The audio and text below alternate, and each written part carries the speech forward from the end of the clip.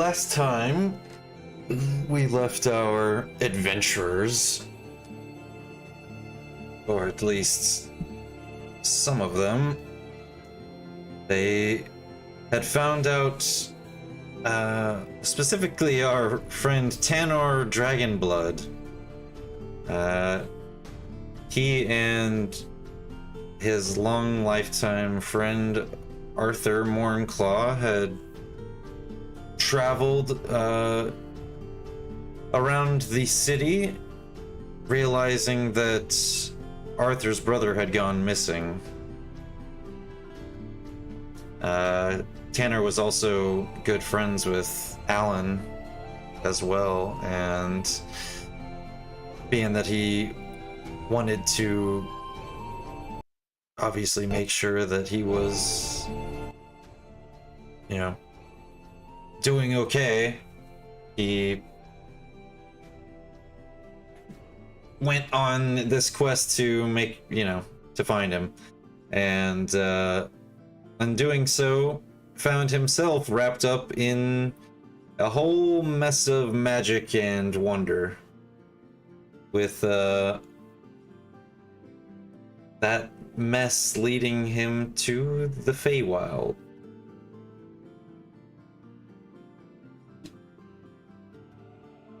Grekov, you on the other hand, we had done a bit of a flashback and a not so unsimilar story where you had also been looking for Arthur and for Tanor.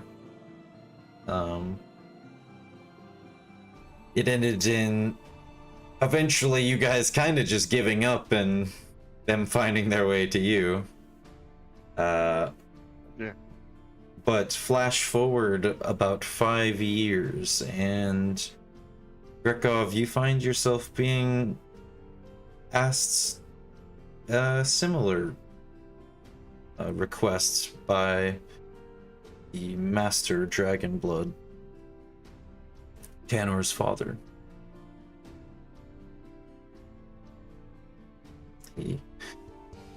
You're probably sitting in your room as you always do, and you hear a slight rap on the door.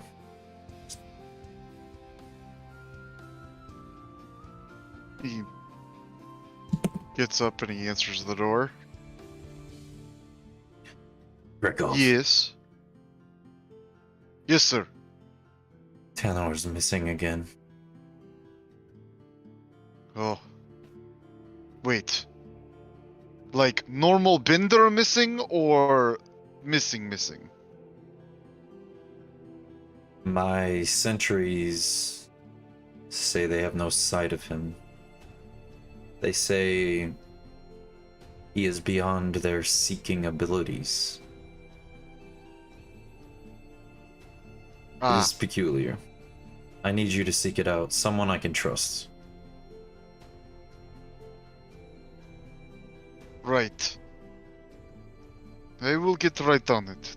Do you know where he was last seen? I believe he was seen with that Mornclaw kid. Maybe head up to the castle and speak to his father. Right. He leaves you with your task and walks out of the room.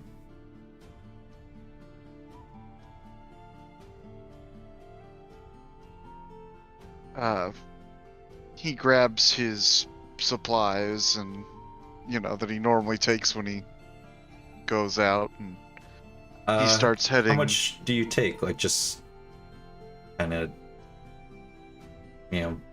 enough to make it like a day kind of thing?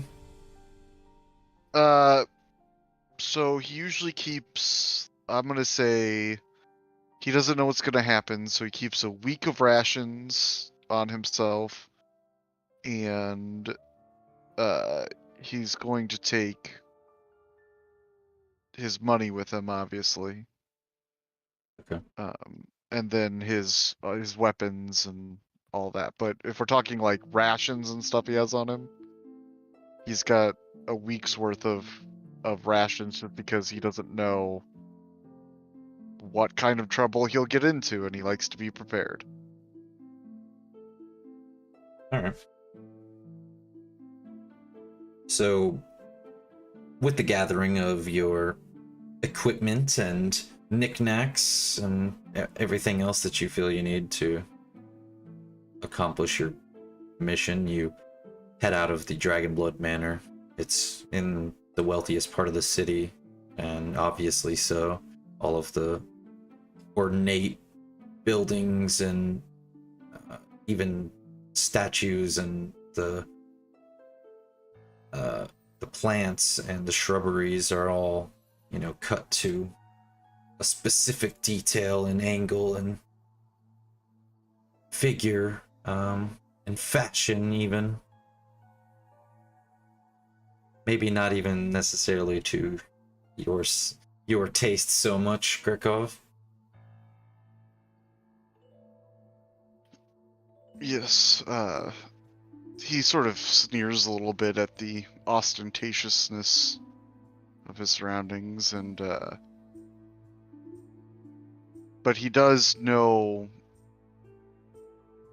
where to find information about the Mornclaw kid. And he is having sort of a vague recollection of them disappearing that one time and then coming back. So he Okay. basically heads directly towards where he can get that information. Okay. So,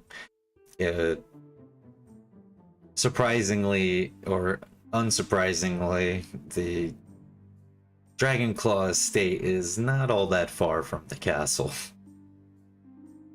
And so it's a pretty quick trip for you to get there.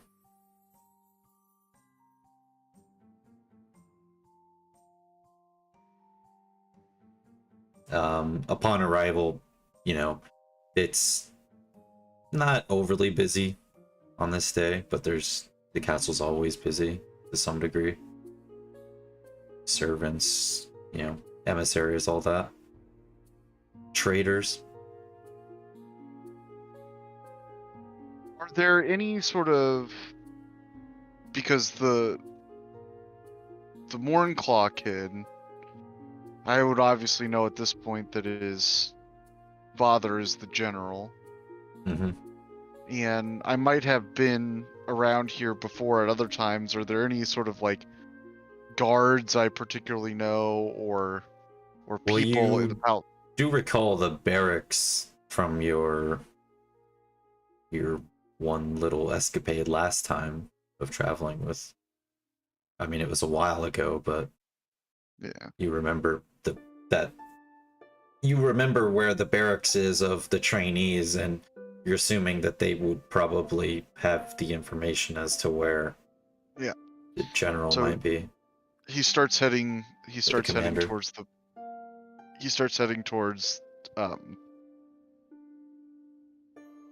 the barracks, and I'm assuming that there's like some trainee or somebody working there.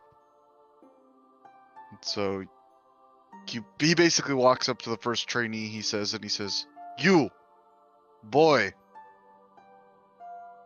He, me? Pretty Yes. young, like probably just of age to even be within the regiment. Where is your commander? I need to speak with him. You mean my commander? Yes, that is what I asked for. He kind of shies back and stands up, and he goes, I think he's inside, and he looks back over his shoulder over the barracks. It says Lieutenant Phalion. That's his name. He sort of takes a little bit pity on the trainee, and he says, "Am I allowed to enter? before actually just going into the barracks. So you ask and you just walk in? Well, no, he just no. I asked. Oh, like, okay. I thought you like were I saying don't like, just walk in, okay. but I'm showing some pity on him in the sense that I'm like, I don't just do that. Like, Yeah. I have clearly have business, but I'm like letting the kid. He's like, do you have official business here in the barracks, sir? Yes, I do, but they don't know it yet. Perhaps you could go. He Tell seems your- confused by your statement. He goes. Go tell your commanding officer that I have need to speak with him about Well- one of the Mornclaw boys. And where he wait. might be. You mean Arthur? He nods, he goes, no wait. Arthur is the one that I need to find, right? Well, technically you're looking for Tanor. Yeah, But he goes, Alan is the one that... he was with. He was with Arthur. Tanner was with Arthur because they were both looking for Alan together. So the last Tanner was seen was with Alan. Okay. Or not Alan, sorry, Jesus Christ. I said that. With Arthur. The last he was seen was with Arthur because they were looking for Alan. Okay. He goes, yes, I am looking for Arthur. Or, to be more specific, I am looking for one of Arthur's friends. And I thought I would start with finding out where Arthur was.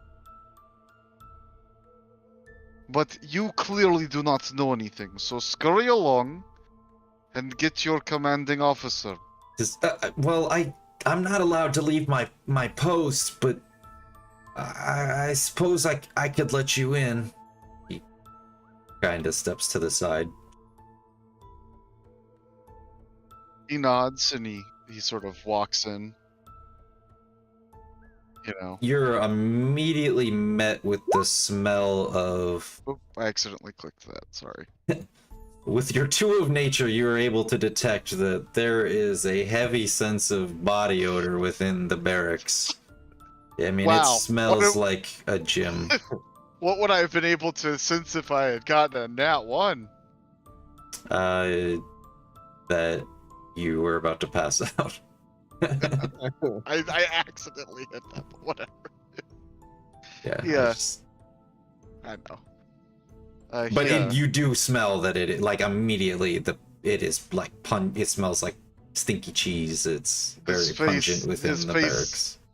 His face sort of scrunches up and he pushes on ahead, heading towards where he perceives the command, like the lieutenant is. I mean, it's essentially, like the dorm for a bunch of sweaty young soldier dudes. Yeah, a bunch of young sweaty soldier dudes. So they're all, not really cleaning themselves as much as they probably should, and yeah, soap is probably not that widespread. Right. So nobles probably use soap. Rich people probably use soap. But you walk through the barracks and you can see kind of what you would call probably like an office, like in the back. He walks towards the office and he knocks on the door. Come in. He walks in. He goes. Sitting behind the desk rather is a bespectacled man.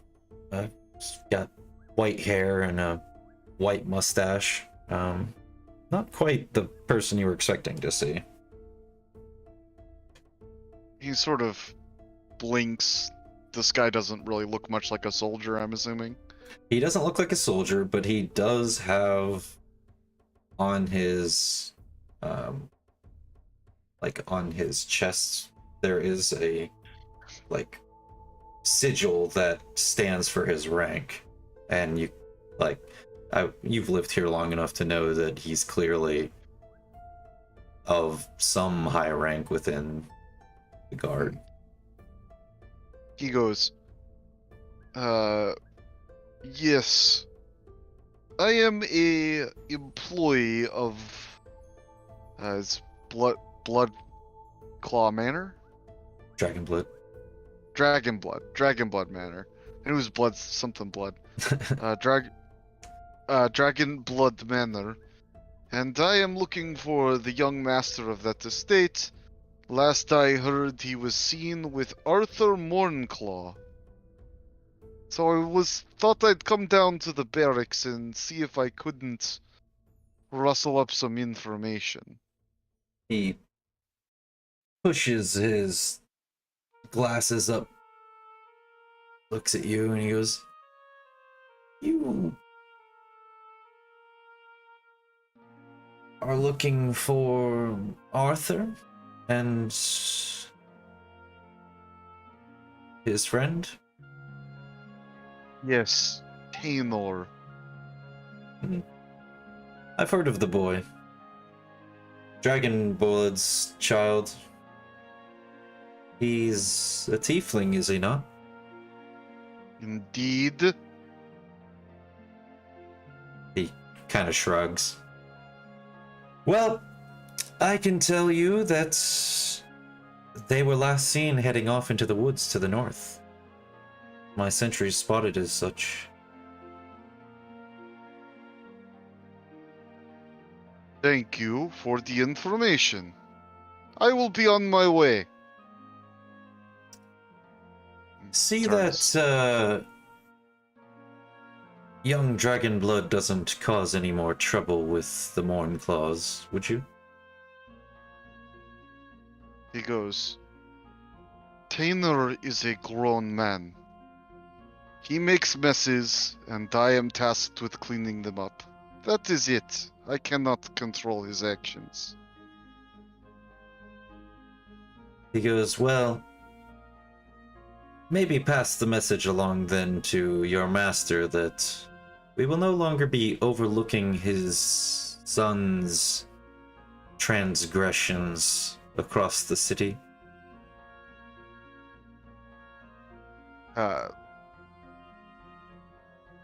Grekov sort of raises an eyebrow and he goes, I'll do just that. He And then kind he leaves. of wickedly smiles as you walk out, and there's sort of the anime flicker of his glasses as he readjusts them. He's got the filling glasses! No! Then you walk out. Yes. You know, not wanting to waste time, he begins heading towards the forest, but first he makes a stop off at the Black Curtain. Okay. Right? Yeah. That's what it, and it's Tanner's bar. Yeah, he basically. Yeah, that's the name of your bar, Joe. If you you want to write that down Curtain. somewhere, that was what it was. So Yes, Black Curtain, and he basically just stops by to sort of leave a message for Taynor should he just show up. Like, oh, like you did last time. Okay. Yeah, like where have you been? Where have you been? Your father wants to see you. You just leave it with the barkeep. Yeah, the barkeep, and then I also sort of scroll down what that guy told me, and I say deliver that to the main house as sort of just a report that I'm making where he figures his master wants to know that they're moving in that direction of not overlooking his transgressions anymore. Okay. He figured he'd want to know that information, and he also tells his employer where he's going, which are the forests on the outskirts of town. All right. So yeah, do you just leave them both with the bartender? Yeah, I figure the barkeep knows how to get it to the main house. Yeah, I mean, probably he's knows where the main is. Yeah. He's I it's like I said before, really he's the owner of the bar, but Tanor pays most of the bills. So Right, it's right. really And like Tanor doesn't run the bar, but he definitely funds the bar. basically, Grekov figures much. that he can trust the bar to get those messages where they need to go at the Yeah. very least. Yeah. They have some loyalty to the Dragon Bloods. Right, right. And they also know that if they fail in that task and something bad happens, it'd be really easy for me to go, well, I left a message with the bar, and then the bar is suddenly no longer being financially supported Right. by the Dragon Bloods. Right. So All right. So it's just the way it works, you know. It's and then he basically begins heading out of town, towards the area that he was told that they disappeared into.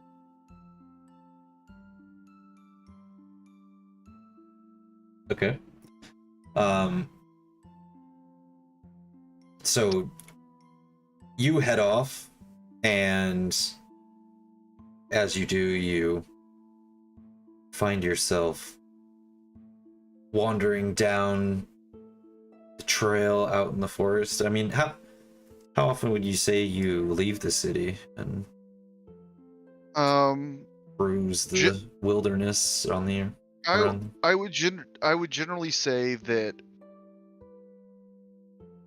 I would say it's pretty uncommon for him to do that, but I would say that often he'll like, because nobles do like hunting and stuff like that. Mhm. Sometimes he'll do some freelancing like bodyguard. So he's like familiar with the area, but he's not like a ranger or anything like that. Like he knows where he's going, but like if he were to get lost in the middle of the woods, he might have some trouble. Okay. Does that make any sense? Well, Yeah, I was just asking necessarily more specifically since you kind of live in the area, you know, yeah. would that be kind of would that be something that you do in your own free time? Are you a wilderness person, or do you kind of stick more to the city when you have free time? I stick more to the city when I have free time. I spend time at bars or cleaning my gun, or Okay. because of the nature of my work, I feel like I always have to be, even during my free time, I could be called to do something at any moment. So I would say you're kind of a wee bit out of your element here. yes, yeah. And that you're. I mean, you saw my in the nature roll. woods. It's a zero. +0. So yeah. you head out into the woods, and you kind of just following the winding path. Would you give me like are you trying to track him? I more so I'm sort of heading down the road and I'm trying to see like, yes, I guess the short answer to that is yes. Okay. I do have some survival skills, so yeah, go ahead and give me survival then. Ugh. That's bad. Unfortunately, it just seems like there's just been too much foot traffic through the path. It's like you have hard time telling whether or not it was Tanner, or I mean, it could be anybody. Are there guard patrols along this path, or? I mean, there are patrols that come this way, but it's at this point you're kind of you're already out of the city, like walking out through into the woods, so the guards don't necessarily patrol this far. It would be more like guards going to and from, like maybe a further guard outposts. He sort of pauses for a sort of second on the road and sort of thinks to himself, and he says, do I know where this road ultimately goes? No. I would say that since you don't really go out into the woods much, you've never necessarily been out here. Okay. Then he's not he figures Tainor would not have. I would say you do know that the great oak is in this forest, so you do know that, like, that there's a famous tree in this forest. So you're probably guessing the foot traffic is probably people like hiking or trying to go see this tree that's in this forest. So if that's the assumption he's making, then he's going to be like, I don't know why. That's the only thing in this region. So unless Tainor and Arthur were just like going out in the woods for some other reason, he's gonna head towards the most notable landmark. Okay. So he's gonna stick to the road, basically. He's not gonna go wandering off into the woods, Well, sort of looking for him. you go wandering down the road, and as you do, you find that it seems as though the sun has kind of gone behind the clouds, and there's been a bit of overcast, and it seems like much darker in the woods than it was before. And you can hear the creaking of all the branches and things as the wind starts to pick up a bit. Your first thought is that it seems like a storm is moving in rather quickly. And just as you sort of look up to kind of see, what is, how fast the storm's moving in, or what exactly kind of storm it's going to be, or how bad, you hear a booming voice call out to you. Another one, I see. He pulls the gun off his back. Oh, what are you gonna do with that? And you turn around, and as you turn around, you can see that the great oak is looming over you, and it has a face that has been made out of branches and vines, and it's smiling at you as it's leaned over you. This tree's probably over 100 feet tall. Grekov, he sort of pauses for a second. I'm like taken aback. He's still got the gun in his hand, and he goes, well, when someone calls out to you on the road, when it's getting dark out in the middle of the woods, it is quite possible that they are attempting to rob you. So I figured I'd get ready to defend myself. Well, I'm no robber. And you feel the branches like kind of starting to come down and enclose around behind you. And you can feel yourself like kind of being forced to step closer to him. He's a little bit uncomfortable, but as he moves forward, he goes, well, what would the tree have use for gold anyway? You'd be surprised how many people come in here that want gold. But enough of that. Why have you come here? He goes, okay, this is weird, but he goes, I'm looking for a friend of mine. A friend? Or a business partner? More like a burden. That sounds about right. He goes, anyhow, I can help you. But you're going to have to do something for me. And all the while this is happening, the branches are kind of pulling you closer and closer to his face. Yeah. Have I been interacting with him for about a minute? Sure, yeah. Is evil part of his alignment? No. Okay. So he sort of goes, a deal, you say? Well, he's already made a deal with something with an evil alignment, so he's not, objecting to those sorts of things. He goes, and what would this deal entail? What could I possibly give a giant tree in the middle of the woods?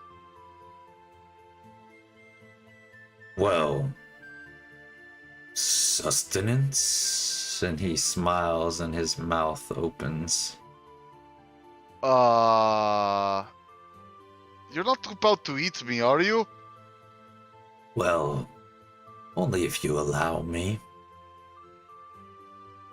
And how does this help me? He's like pointing the gun at the tree now.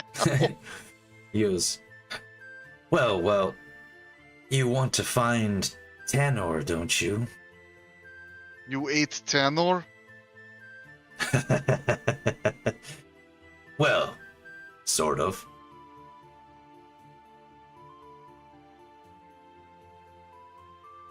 There's a click as the sort of, hammer and the, he's like ready to fire it basically. And he goes, and is Tanor dead? He sighs. No. Hey, don't get mad at me. You're acting suspicious as hell.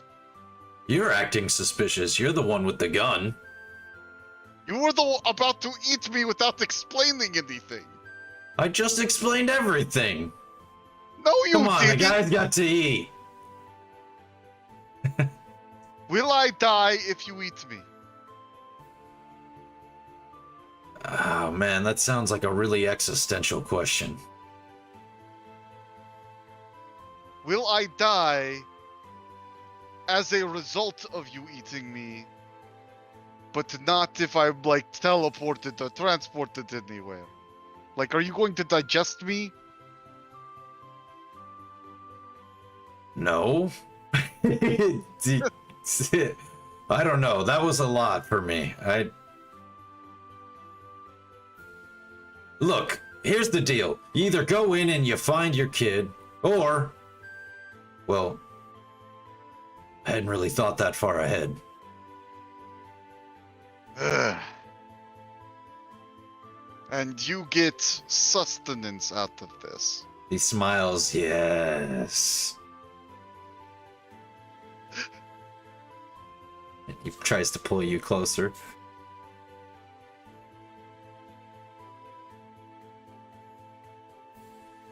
Ugh. Gregor thinks about it and he's like, You can roll Very- insight.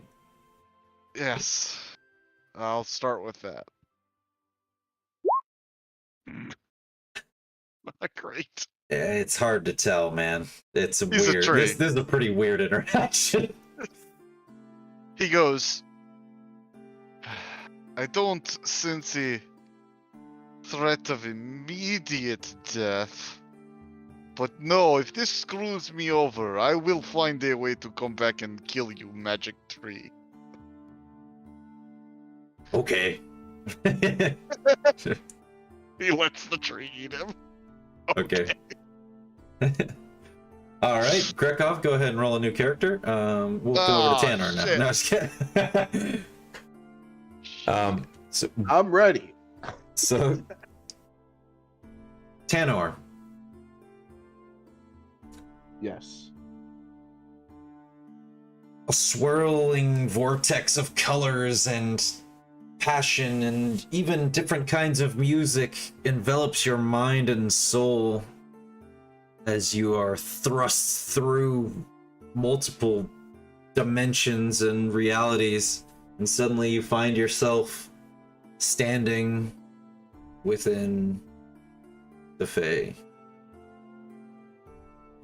No, not the Macarena! Wait, what? What's going on?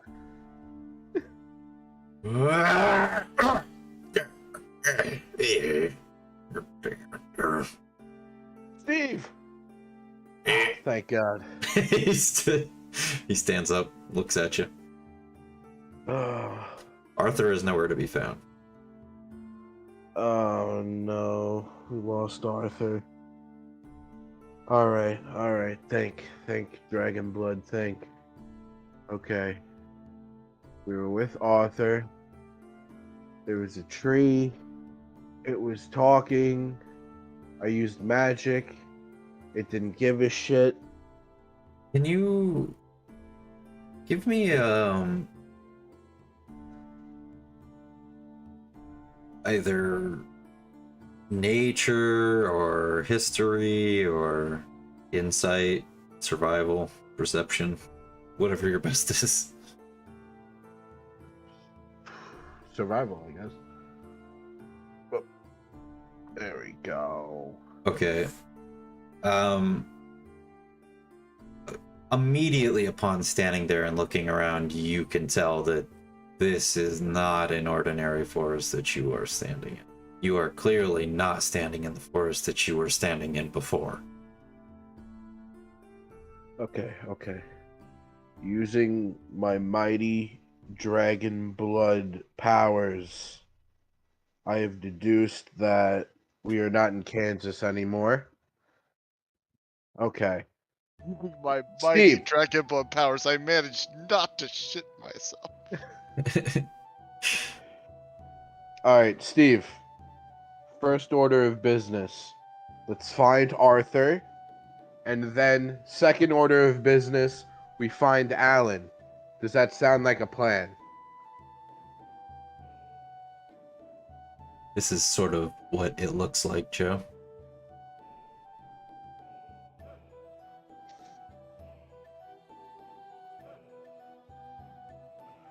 Oh my god. It's a bit more dense than that, though. Like, it's an actual Yeah. forest, it's not. Ugh. Very colorful and big bugs and animals flying around all over the place that you've never seen before.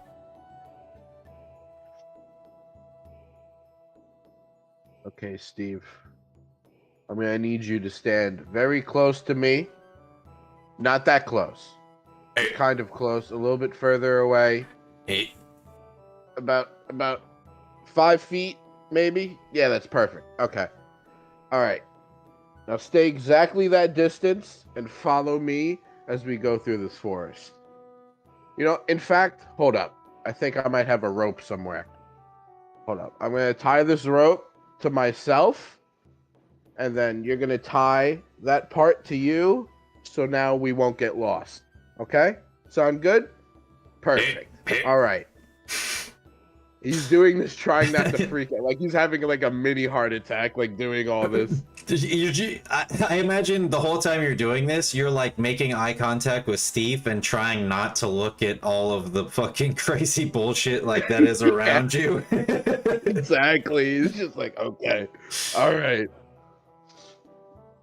Because like trees are just like moving and shit, and like the leaf, like they're like kind of, they probably have like mouths and shit, right? They're like talking, kind of. None of the trees are talking that are, but it's definitely like like sometimes they're unnaturally moving, and you hear weird, strange, like you'll hear a crazy roar off in the distance, or like you definitely feel unsettled. You feel like you went from, oh, we're in the woods outside of the castle to, I think we're in the fucking Amazon, or like times 10, you know what I mean? Like it is wild out here. Okay. That you can feel the danger around you, put it like that. You feel as though you're being watched by many things through this forest. All right, Steve, stay on your guard. All right. It is like the middle of the day though, so like the sun is directly above you guys. It's plenty of light. Okay. So, I suppose the first thing we should do is follow the direction of the sun, because I feel like that just makes sense. For some reason, I feel like I've learned that somewhere. So that's what we're gonna do. And then we just start walking in the direction of the sun. Wherever that is. That's Okay. what we're gonna Let's see if do. that works out for you. So, go ahead and roll me just a random what- 20. It's just a You got a D20? 18 in yeah. survival. Give me a random d20. Good. 17.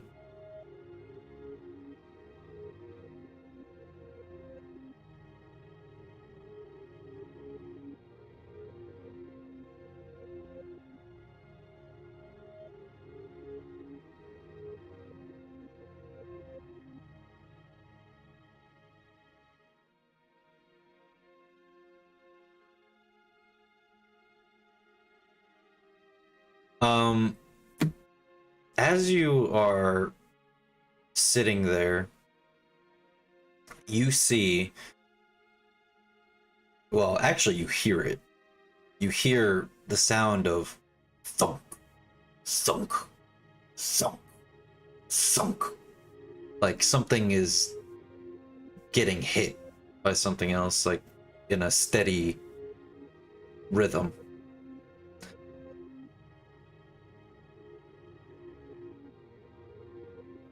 Boy. Alright, Steve. Let's be prepared. I feel like something bad's about to come our way. I start cracking my knuckles like I'm ready for a fight. Steve starts doing the same thing. He cracks his neck too.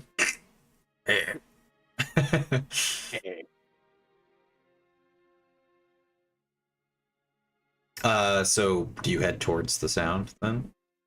Yeah, we're gonna head towards the sound. All right. Upon further inspection, you find a metal automaton standing next to a tree. He has a flute in one hand and he has an axe in the other. And he's chopping this specific tree down. Oh, perfect. It's I don't know what it is. Okay, Steve, do you know what this is? Awesome. All right. Thanks for the help. I feel like I know very little about this Steve of which you speak. Alrighty, let's see. He's his character is in the NPCs. Yeah, I'll give him the thing. I have it here. I'll give you a stat block and it'll basically. Dwarf? He's a dwarf. Hold on, I'll give you the link. 1 second. Why is he with you? It's one of my abilities. What was it called? I forgot, Taryn. What did I? Oh, have he's one of his archetypes lets him have a follower. Yeah, So, instead of having two, I have a defender, right? yeah, That's what it was? you have a veteran, which is like he gets to have like a. They can be of like a creature rating like 3 or lower or something like that. So he has like a. So Steve is like a level is like a CR3 NPC that follows him around and helps him. And the story is that he's like a regular at the bar, and he like fucking follows Tanner everywhere. And he seems to be very taciturn. Yeah. Alrighty, perfect. So, could I make like, I guess it would be like an in. Actually, you know what? I'm gonna just try and talk to him. I'm gonna say, hello?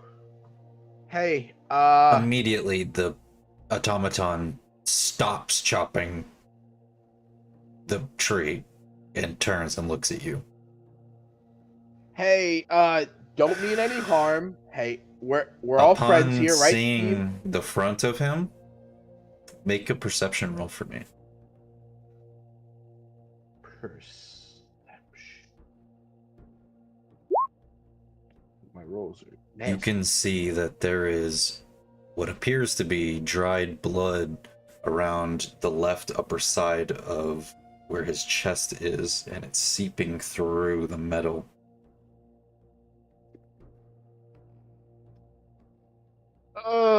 Okay, that doesn't look. All right, listen.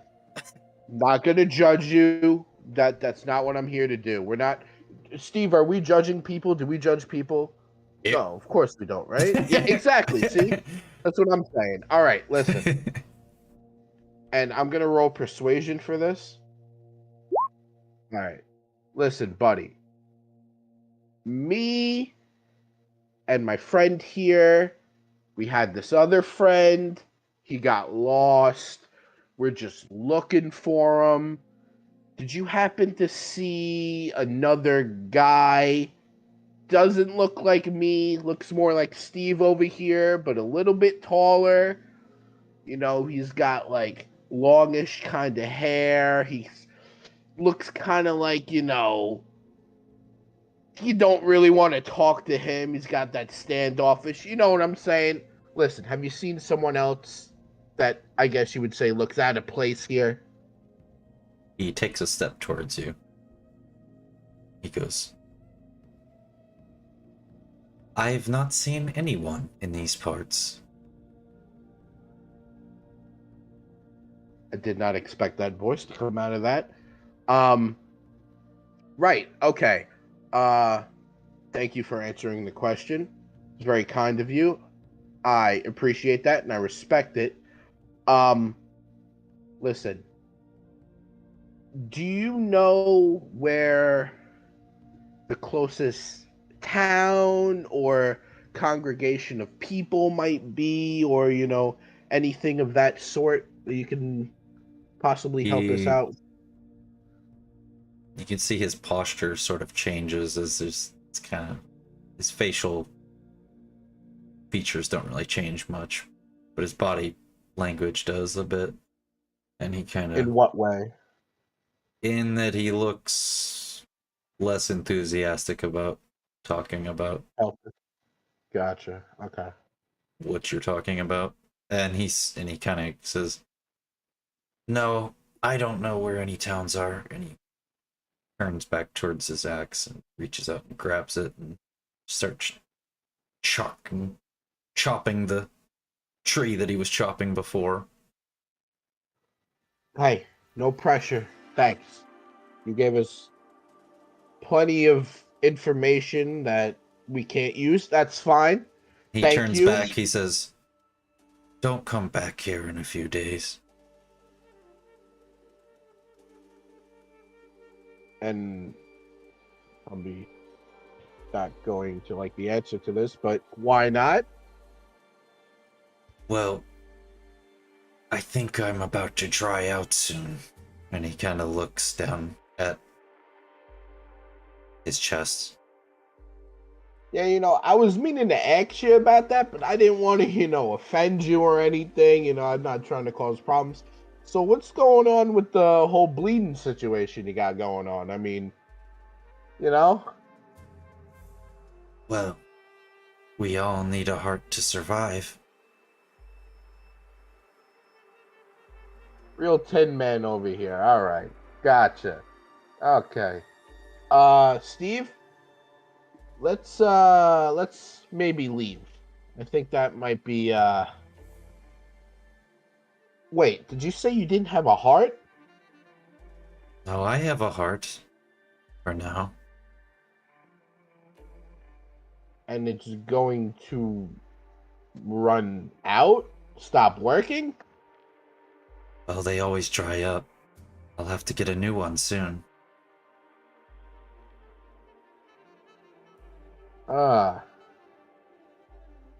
And probably shouldn't ask this question, but I'm going to anyway. Exactly how do you come about getting these hearts? Well, Usually, I rip them out of someone's chests. That's nice to hear. And I'm gonna use a little of my dragon blood brain power here, and I'm going to assume the reason you said not to be in this forest in a couple of days is because you don't want us to be in the way of you getting more hearts and possibly get in the middle of all that. Would I be correct about that? He nods at you. Perfect. All right, Steve, let's get the fuck out of here. Yep. All right, have a good day, Mr. Tin Man. Enjoy your heart-gathering adventure and your tree chopping Minecraft adventure. Have a good day. And he's just gonna walk straight.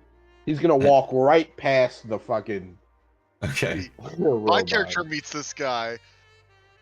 As soon as he sees them, he goes, "Oh, I'm dead. Shoot." So, you walk for probably about an hour, but it feels much longer.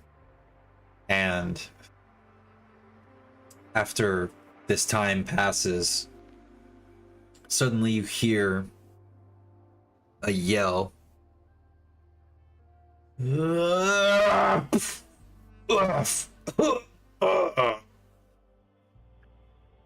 Grekov, you have just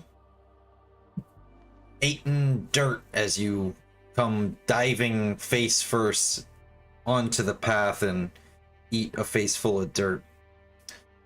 Tanor, what you see, I got it. Will, Player character.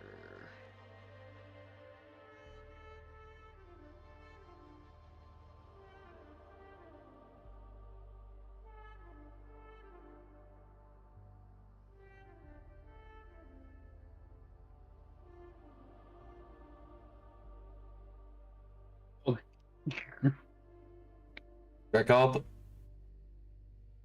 Oh, Thank God. that's his God. bugbear name. No, I'm kidding. Oh God. He Americanized it. Oh, wait, so Changed the B to a V. Greg Cobb. Okay. So I just want to get this straight. Now, has Grekov always had this ability, or is this just something that happened to him because he got Grekov incubated? has always been a human as far as you are concerned, and no. Gotcha. And No.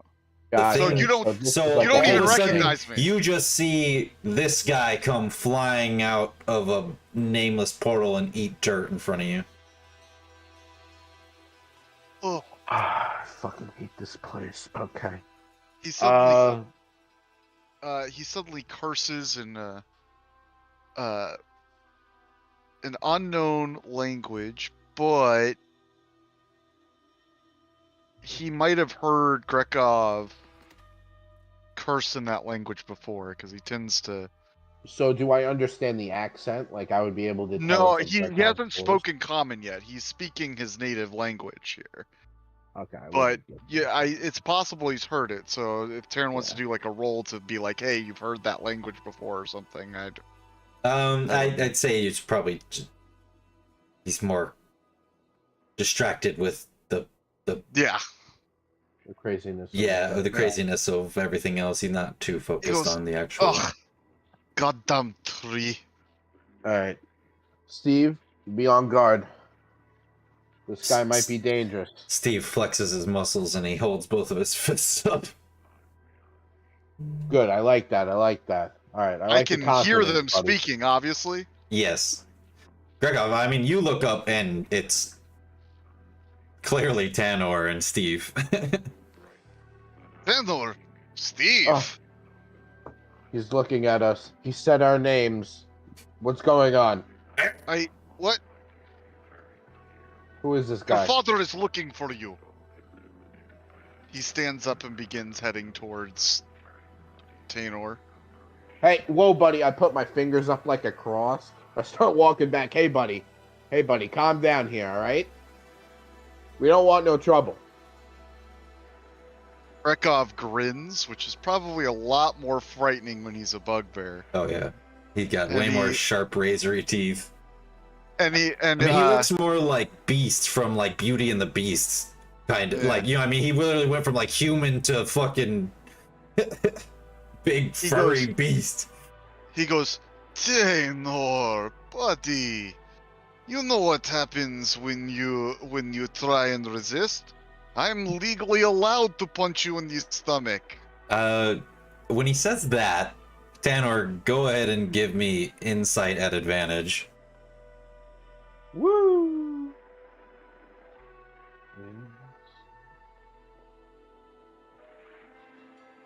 Okay, 15. So immediately you recognize that voice as Krakow Grigori. But that is not the face you recognize of Krakow Grigori. And the threat. Because whenever you've resisted him dragging you back to your father, he has punched you in the stomach. And it's not a good feeling, because Grikov, even in his human form, is a big motherfucker. Actually, his size is exactly the same. All right, Steve, stop moving. All right, stand still, quick. He was All right. already Wrong. standing still. All right, don't fall over. I know you're drunk. All right, Steve, listen. advice! Good. He shrugs. All right. Now, you have a voice that's familiar. You say things that are familiar. You have certain mannerisms that are familiar. But you don't look familiar. Are Grekov- you Grekov sort of looks down at himself, and I'm assuming at this point he The realizes. second you look at your hands, you're like, Yeah, oh, he God, goes- oh my god. Keep in mind, this is a secret you've kept under wraps for almost 3 decades from Tanor. oh, it is me, Grekov. He says very carefully. Mhm. By the way, the item that you possess that keeps your image as a human is a bracelet, Will, that He looks Draco, for the bracelet. or that Marco gave you. He looks at for the bracelet. It's on your wrist. He goes, okay, I don't really think this is the time to be doing this, but I can see that you are very wary of me right now, which is understandable. I mean, I am Bugbear. Yes? And you're not normally Bugbear. Well, no, yes, I am normally Bugbear. I am just normally disguised as human. Oh, so your life is a lie.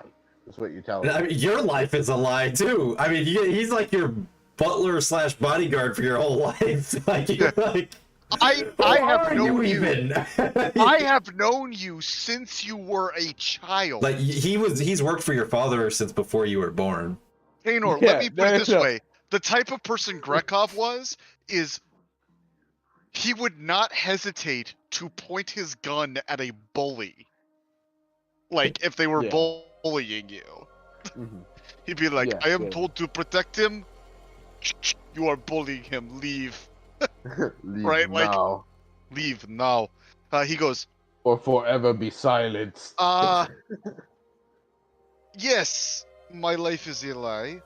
Just like, Okay.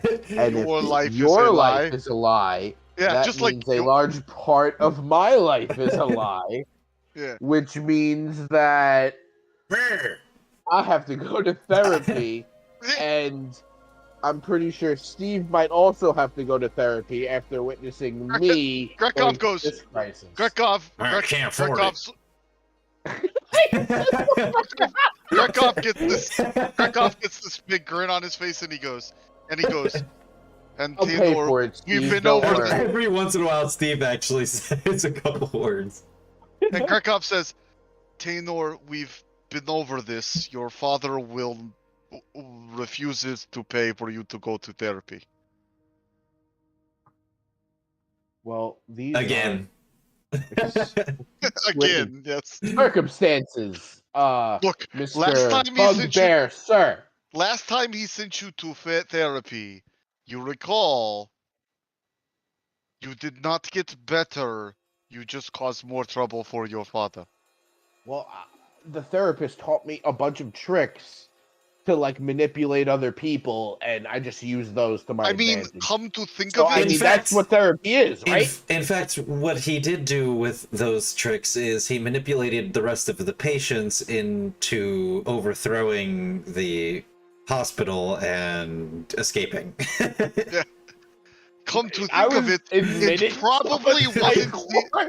probably was not the best idea to hire you an attractive female therapist. No, it wasn't like a psych ward. It was more just like a school It's like of group therapy. yeah. It was like group therapy. Yes. You're like throwing off the shackles of oppression. It was a therapy session for like-minded tieflings who grow up in troubled households. The last 3 Anyway. sessions I got paid to attend. Okay? I call that a win-win. All right, Grekov says, Grekov?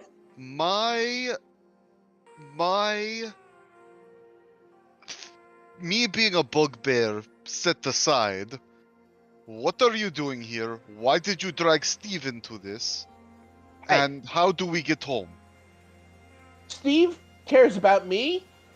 He cares about this family. And you're not going to talk to him like that, all right? I didn't drag him anywhere. He followed me. Right, Steve? And I go to give him a hug. he kind of leans away from you as you try to reach out to him. Grekov rubs his temples and he goes, I got like one like fake tear coming out of my eye, like it's like Visine or some shit. I just wipe it away. He turns away and rubs his eye really hard, and then turns back and he's got a tear in his eye. Grekov goes, where are we? Not the rub the eye trick. No. Where We're in are a we? magical place that's filled with wonder, excitement, and I have no fucking idea. So that means you don't know how to get... Steve points out off the trail. Steve points out. Yeah. Is that the direction we were at, or? No, he's just pointing off in a different direction. Like hey, look. Kind of like... Grekov looks the direction that Steve points. Yeah, me too. He's always known Steve to be a pretty smart fella. Pretty reliable guy. Real stand-up gentleman. Really got his shit together. Yeah. Look, a man that needs no words is a man Grekov can get behind.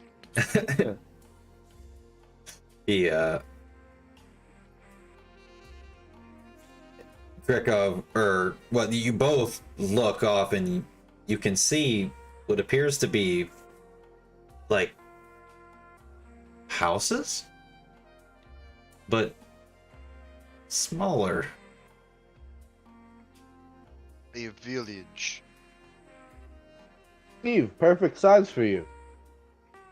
Grekov sort of looks down. Grekov sort of looks down at his broken thing and he goes, I don't tend to get along well with villagers. Well, They You're in tend to luck. cry and scream and say, don't take my children, whenever I walk into the town. This is what you guys see.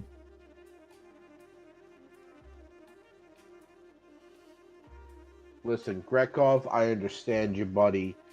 Listen, you've been with me for a very long time. I've seen it firsthand, but listen, you're with me, the master of the bar. I have all the tricks, all the tips that I learned from that therapist, and trust me, I will use them to get you friends. Just believe in me. Grekov looks at him and he goes, "You have been kicked out of several bars in the city for And pulling that's your why tricks." I have my own now. Yeah. You're not getting my point. You If don't you inspire confidence. if you see the picture, you can see that there's some like beer kegs within the picture. Give you kind of on the left side, you can sort of Oh yeah, I see. get a Yeah. relative size of how big these houses are. They're small. They're very small. Grekov Grekov would not goes, even fit within inside of one of these houses. They might be small, but they have beer. And Uh, that's good enough for me. so I see the you want to beer? give Is there me actually give me maybe you just see like kegs there. You don't know that it's beer. Okay. I mean, it could be a number of things. You gotta think this is they keep any sort of liquid within a barrel like that. After the day I've been in, I could use a stiff drink. Yeah. "Look, our first priority is figuring out where we are, then getting a drink, then going home. Are we clear, young man?" Mornclaw. More? Yeah, I don't care about him. Yes. Oh my Our first God, order of- Alan. Oh, I And almost Arthur. forgot. Both of them. Ugh. They're both lost somewhere here. Look. Ugh. Look, Grekov, we have to find them. no we The don't. whole reason we're here. No we don't. I'm here Yes, to get we you do. and I'm here to get you and take you home.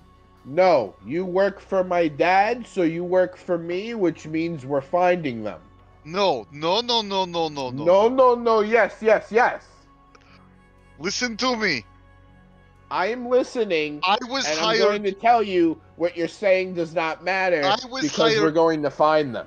I was hired to protect you, not your pride. You were. Hey, this isn't about pride. This is about friendship. Right, Steve? Am I right? Don't you want to see Alan again?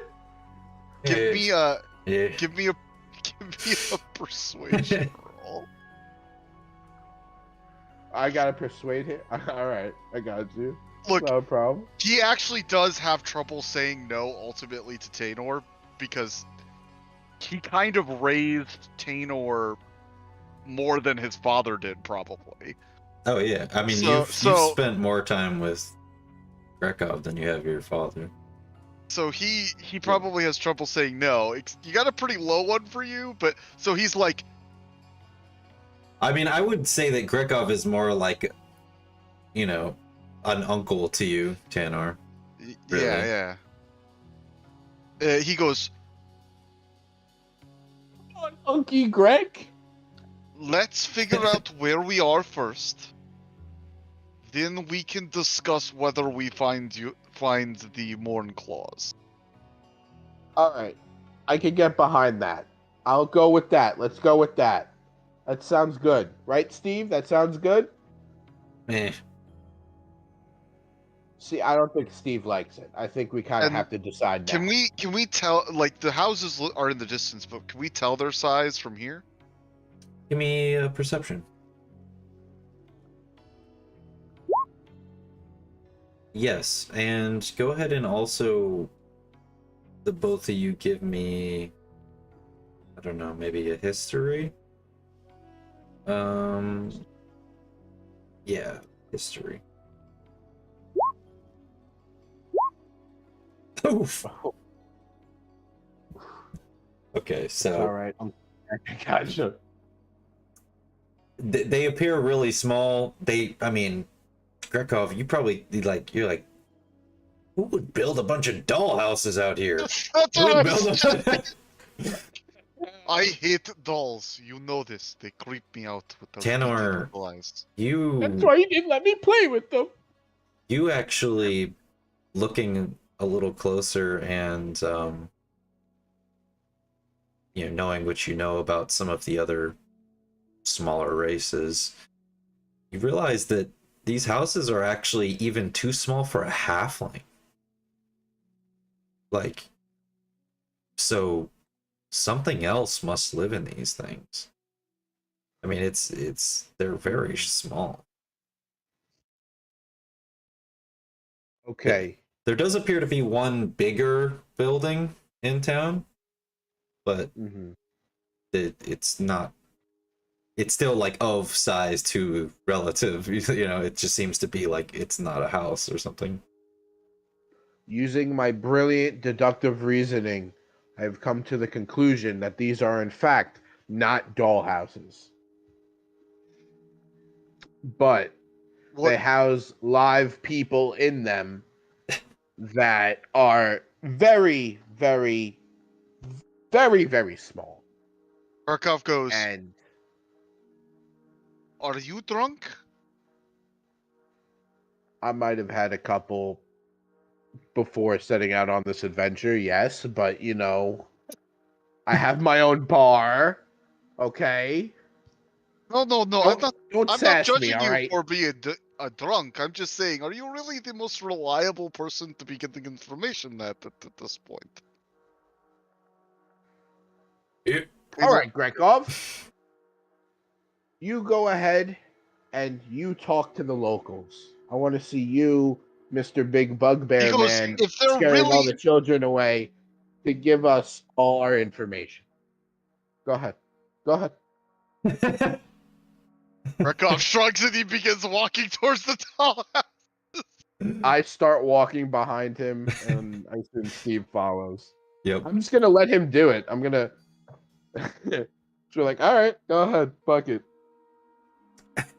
Okay, so you guys walk forward into the village, and it's surprisingly quiet as you guys do this. And after maybe about a minute or so passes, you guys are kind of wondering, is this place abandoned? Suddenly, you hear someone call out to you from a window from one of the houses. Hey! What are you doing here? And you look and you see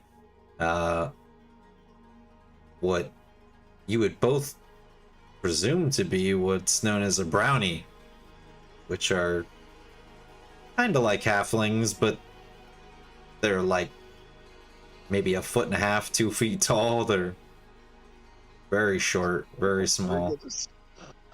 Grekov, is this a? So it's a brownie. Is it male or female? It's a male. Yeah.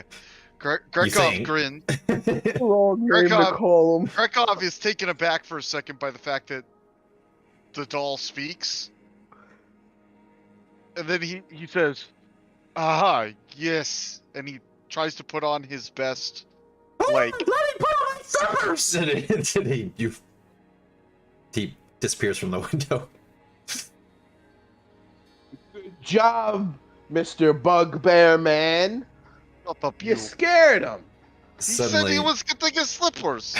Suddenly, the door from the front of one of the buildings opens up, and this small little character comes out and comes running up to you with as much haste as he can muster with his little legs. He goes, yes, He's kind of like shooing with his hands. Go! Go! What? Get out of here! Why? You, Where are we? This Where is- is here? What? That's a what are you doing?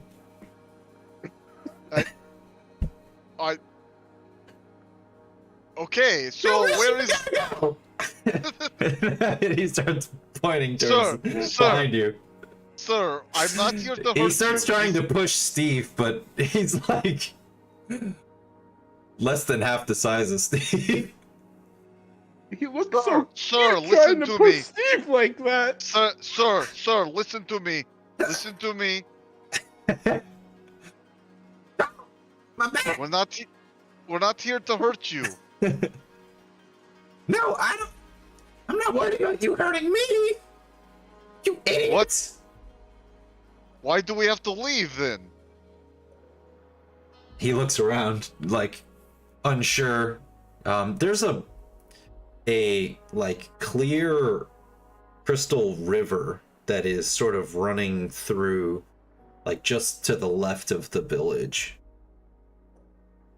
And it actually runs through, and you can see that it runs, like, through part of the village, and there's kind of there's a bridge that goes over it. The bridge, however, doesn't seem to be made, like, it doesn't seem to be like a brownie bridge. It's like a full-sized bridge over this river. And it looks much older. Okay, so your village is called Yimini Tin. Yeah. Where is Yimini Tin, like, in the world? That was a great question. Well, Shut up!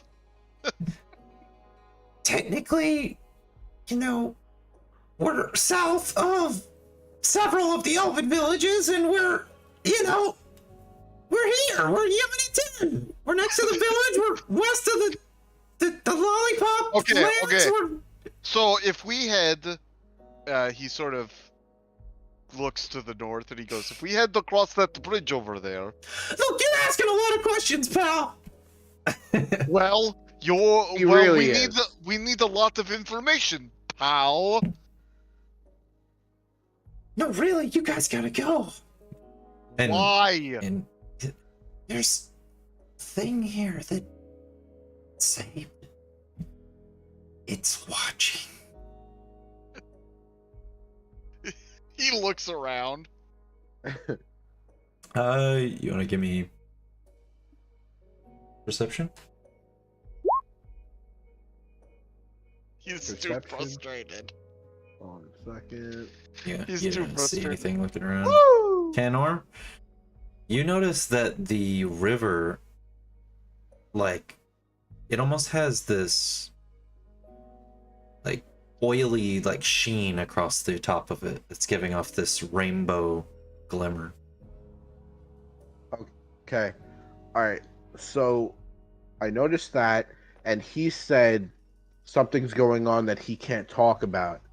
I have this ability that is called Awakened Mind.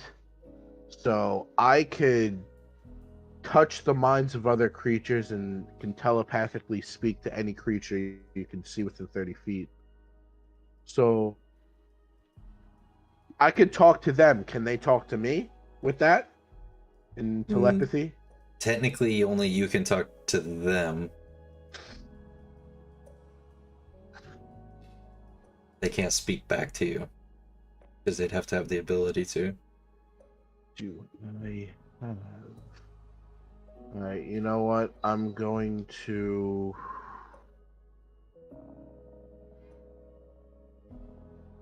Okay. I'm going to cast... How many do I have? Alright, I have enough slots. I'm going to cast Charm Person on this little guy right here. Okay. Gotta make a wisdom saving throw. So you gotta I'm be... about to. He's casting that. As he's casting that. And does so with advantage if your companions are fighting it. But if we're not fighting No, it, you're not fitting. then it's I not. pull out Okay. my gun and I shoot him in the head. So my spell save. Alright, he DC succeeds his save, but he dies of brain damage from the gun going through his face. Problem solved. It's 16. My spell save. But DC. as you're Okay. casting that, Grekov is Wisdom. getting visibly agitated. He does succeed.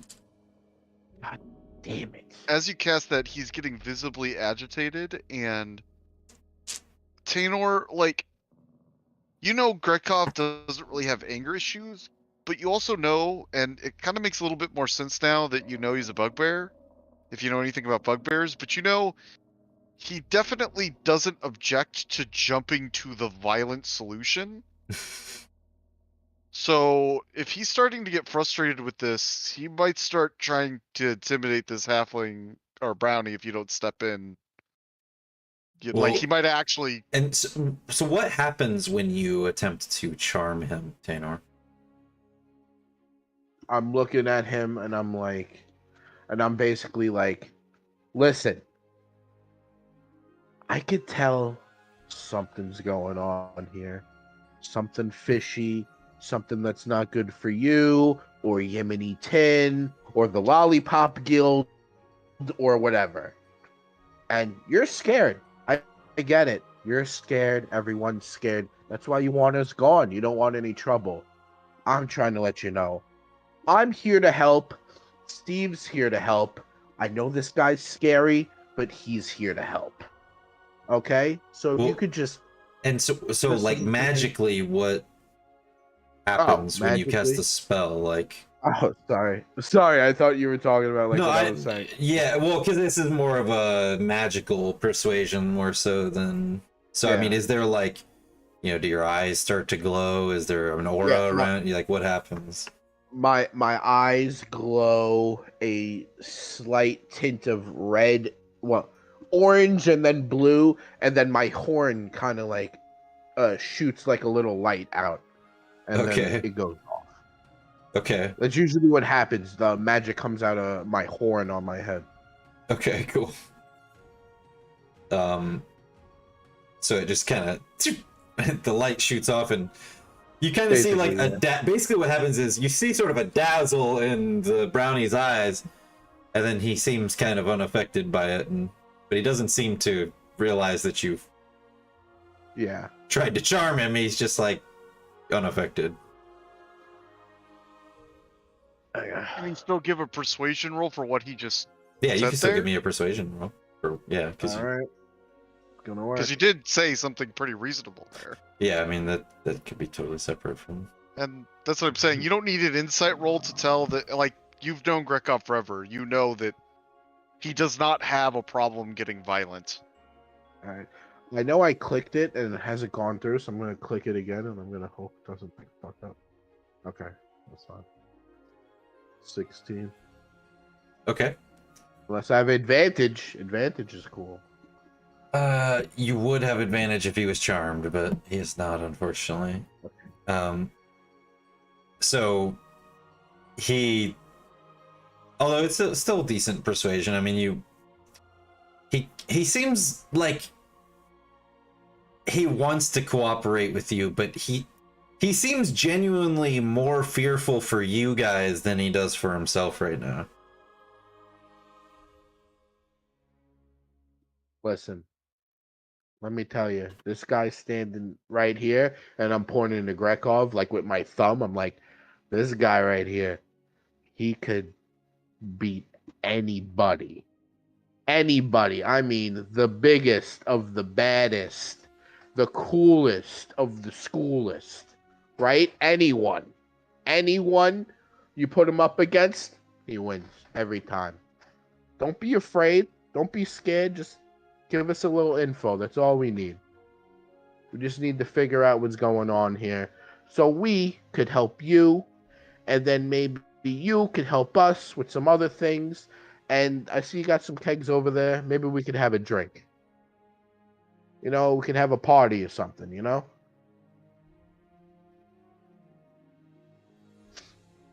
That's basically what I said. He's like, look, if you're not going to leave, you need to at least just go to the other side of town. Like, you can't stay here. He the other side of town from here? Yeah, it's across the bridge. Grekov goes, what is in that direction over the bridge? The way out of here. We would like to know where we are going. We just wanted to ask directions, you little. He starts cursing in Goblin.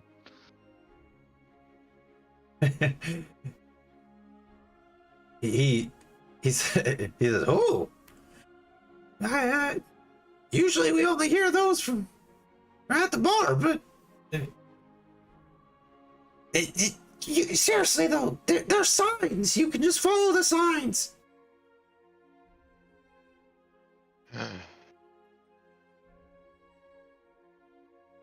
I hope your town does not rely on tourism, because I am writing such a bad review. And then he starts walking towards the bridge and off and off. I turn around and I go, "Yeah, bad review," and then I turn around and start walking. He goes, "Oh."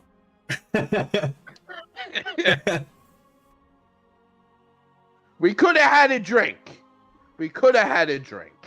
And I put my hands up like mad as I'm walking. You guys begin walking down the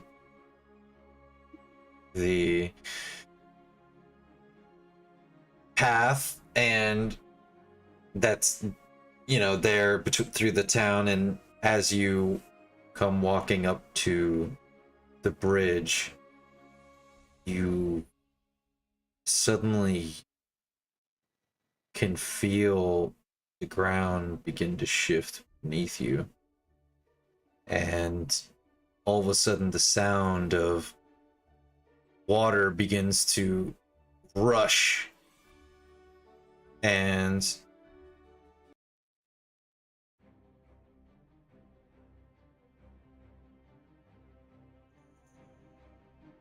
rushing up and out of the water in a brilliant glow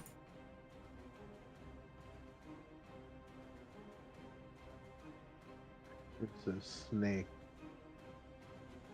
Dragon. Slytherin. Mytherin. My mythological in.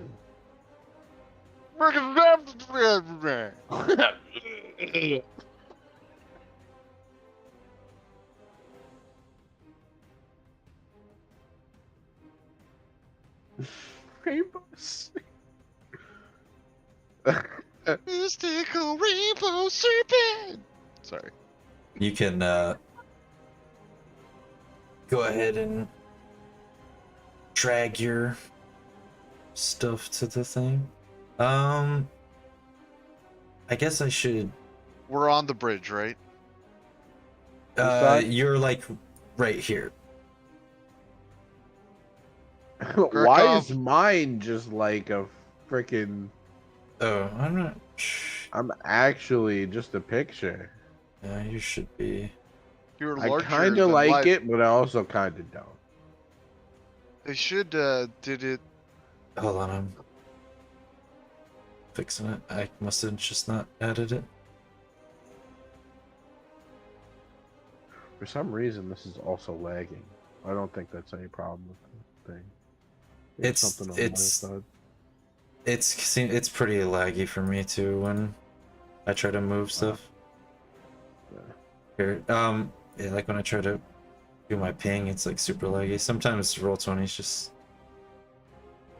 Try it again. Sometimes it just sucks. Yeah, try dragging your thing out there now. There you go. There we go. There he is. Hey. Wait, I need something for Steve. Grekov, your token flips. Nice. Flip it, Mr. Bugbear. Because I'm currently in my bugbear form. It's where the wild things are. And then I know we didn't prepare. do I make Steve a character? Is that how I? You might have. You might actually have a. Is he like he's a veteran? Yeah. Yeah. Do you have a giant like eye next to up on the top where like you have like It's called Compendium. Do you have a Compendium? I see it. I'm typing in veteran. Compendium.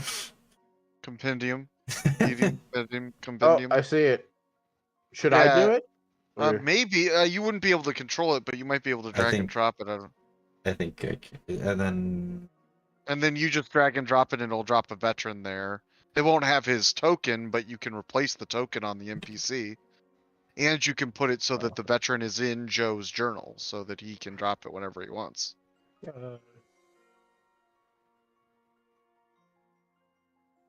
so how do I give this to Joe? Just drag and drop it, so that you have a token on the field.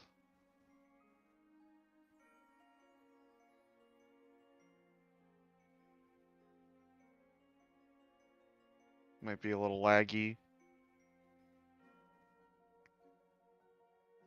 And then once you have the token on the field, you bring up the sheet and you hit edit, and you can put it in Joe's journal and put it under his control.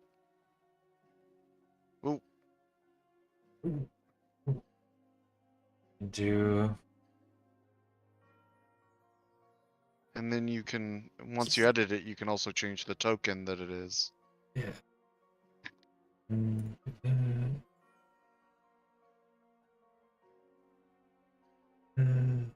There's all of Steve's stats right here. I have his stats over here, so I don't really. You don't have to put it on the token. Well, if I put it on this, then you can just click it. Yeah, that's true. Because he's just a veteran, right? He's just. Well, yeah, he's a dwarf veteran. He has like specific stats catered to dwarves. He's got dwarven resilience. Well, you should be able to edit his stats, I believe. So.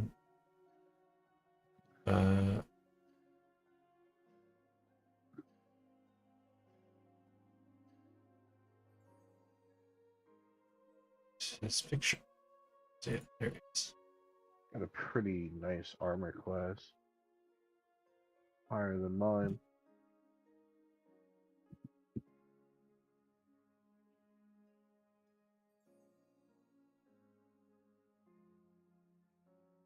What's Steve's favorite color? Probably blue. Let's do blue.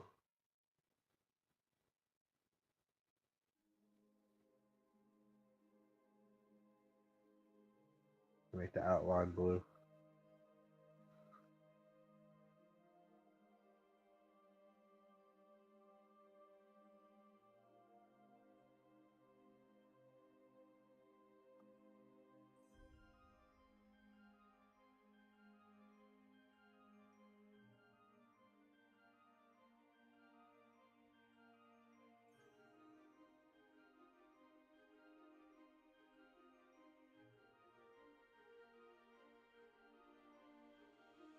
Kind of forgot about Steve. I would have made him move for.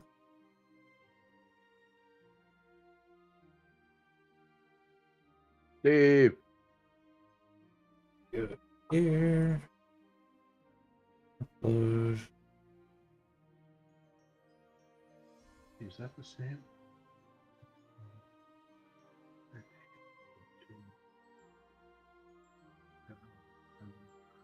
Yeah. Athletics.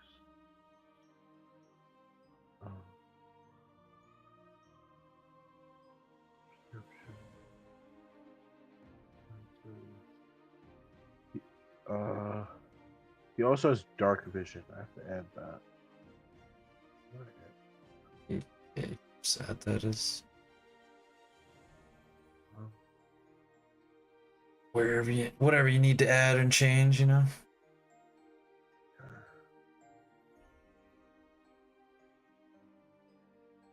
But you should be able to control him now, and you should be able to drag him out to the thing, so he has his own token. Yep. Sorry, I just fixing off this one thing. Bring in Steve out. Steve. Dark vision. I already know the language. You know? So, dwarven resilience. All right. Perfect.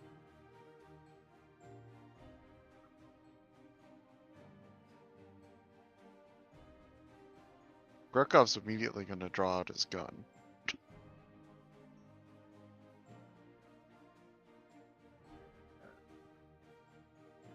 When this thing bursts out of the water. There.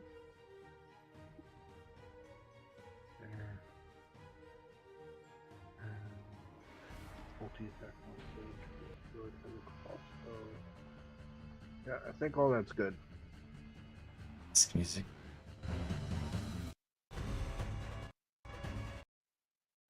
Got it. So hard to adjust it.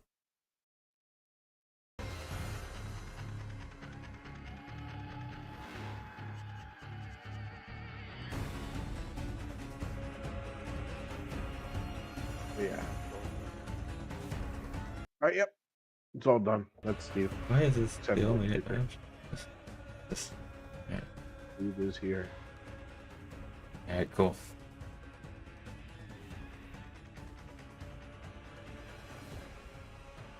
So as you guys come walking up to the edge of the bridge, suddenly this massive snake flies up and out of the water and looms over the top of you guys, and then it looks down upon you. It goes, "How dare you!" How dare you look so Bad. beautiful with your Leave- rainbowness and your massive size, and man, I bet the ladies just love you. And by ladies, I mean snake ladies, you know. Beautiful Or snake whatever ladies. you find attractive, you know, I don't judge. You know, whatever you like, you know. Are you trying to Gurkov has his gun persuasive? out. Yeah. I'll roll for persuasion. Yeah. Oh! Oh my That's it. god! That's it. That's it. That's it. That's it. I'm about to make this my new pet. He's a snake About to charmer, ride man. him. Okay, so what happens is it kind of slithers down to eye level with you, Tanor. Keep in mind, this thing is huge. Like, I'm trying to. I'm like smiling at it, like, but like sweat's coming down like my fucking forehead. And I'm like I and do a gulp. it goes in.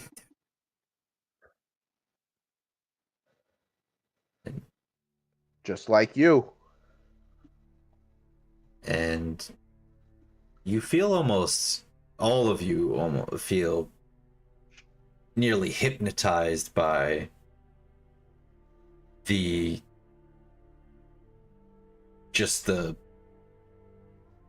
visage of this thing, the rainbow scales across it, and the light, the way it shimmers off of it, is just breathtaking. Reminds me of that book as a kid, The Rainbow Goldfish. Somebody want to make me a, I mean, that's basically what the scales look like. Somebody Yeah. want to make me a history or religion? I could do history. Pretty good. I don't know if you got this.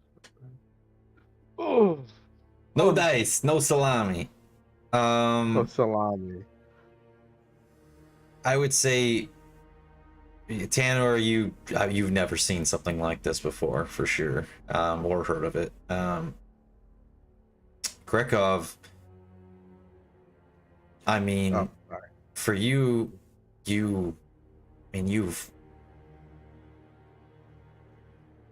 think what you're looking at is potentially something you know to be called a rainbow snake, but I mean, that seems to be clearly what it is, more obviously so, but it's, I mean, they're essentially like dragon level mythological type of creature. Grekov, who has his gun out but is very carefully, because the thing hasn't attacked yet, not pointing it at this thing. He sort of whispers to Tainor, "You remember that children's book you had growing up?" You mean the one about the goldfish? No, the one with all the mythological creatures in it. Doesn't that look kind of like the drawing of a rainbow snake? Oh, fuck.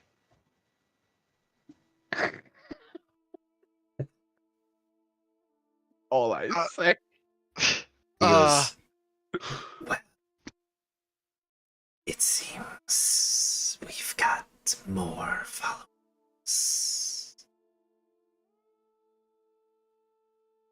And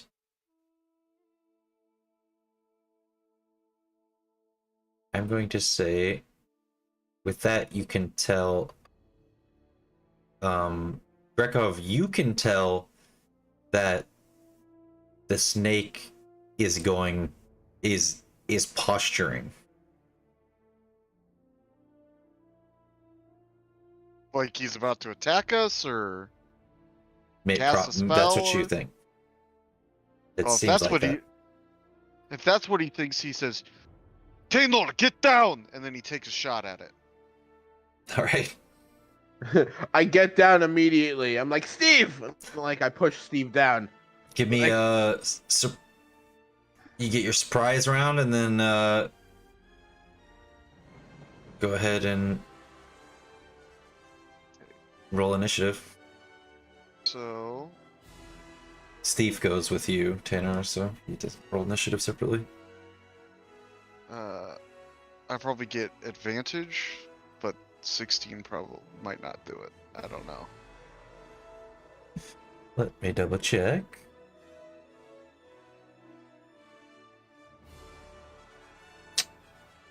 Unfortunately, that is not good enough, my good sir. Hey, does my surprise round count? Do I get both attacks, or do I just get one? Because I'm a 5th level fighter, so I do have a. Yeah, you get your full round. That will do it. Okay. So there's that, and then there's.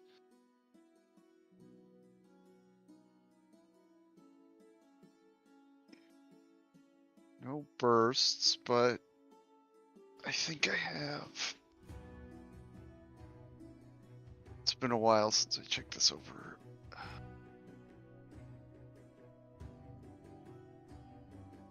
I can re-roll any ones. So I can make one re-roll. And I get a burst. I don't think I can. 1 extra damage on the burst. No. Well, yes. But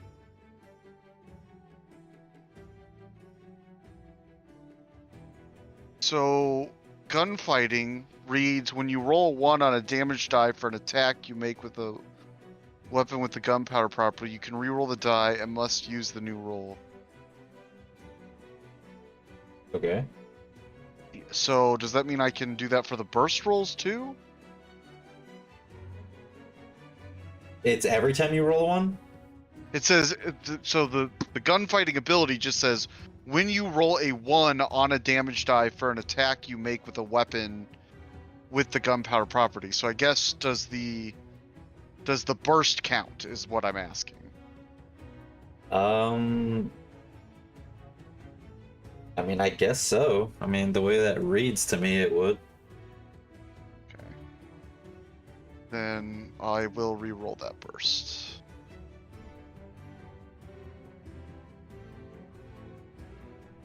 Oh my gosh. Oh my god, and it bursts again. Yeah. There we go. Okay, so that's 18, 23, 29, 35, 38. And isn't that, is this a crit? Yes, because I'm an assassin. I have assassinate. So this is how much damage then? It's 38 times 2, so Okay, so 76. God damn. So he makes one shot, and that shot missed, and then he just goes.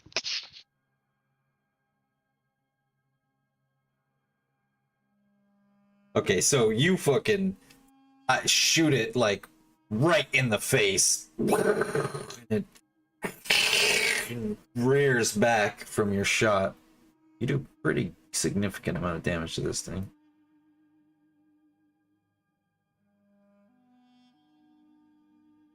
And then we roll initiative, right? Yep. Everybody percentage.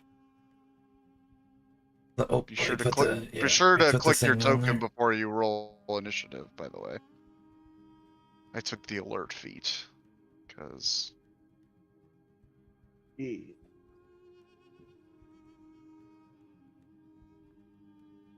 a 17 is a bad initiative roll for me.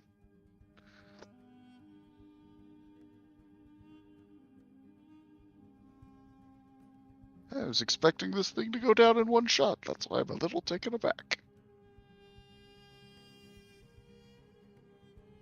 You were? Yeah. No, I got a 17, so I wasn't actually. I'm just saying Gregor Okay. was like, or Gregov was. What's your dexterity, Tanner? Dex. The modifier or just completely? Completely. 15. Okay, so he would go before you.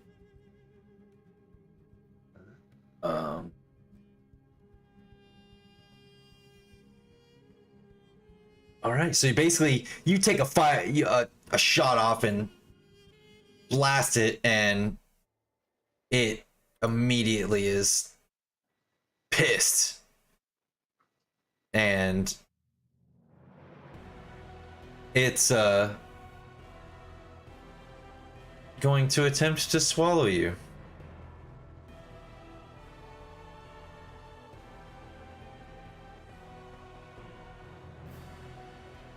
Ooh. First it's going to make a bite attack at you, Grekov. And then it's going to make a constriction with its tail.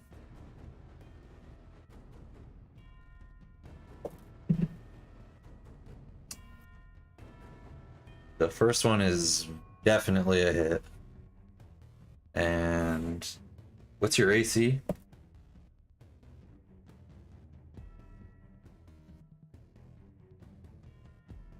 Grekov? Sorry, I didn't realize my mic was off. 18. Okay. So unfortunately he does hit you with both attacks. Oof. And they're rough.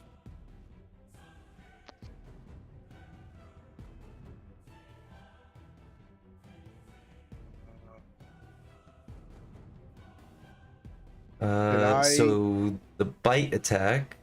What do you want to do? Could I cast Silvery Barbs? Is it a reaction? I believe you Yeah. can. Yeah. Yeah. Yeah, so it's got to roll a d20. It's got disadvantage, and use basically. a- On, yeah, Okay. low roll. And on the bite attack, Yeah.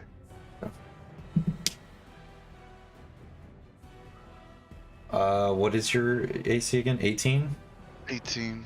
Yeah, unfortunately he still gets you. Yeah. He has a pretty high attack modifier. I would assume so. Big creatures usually do.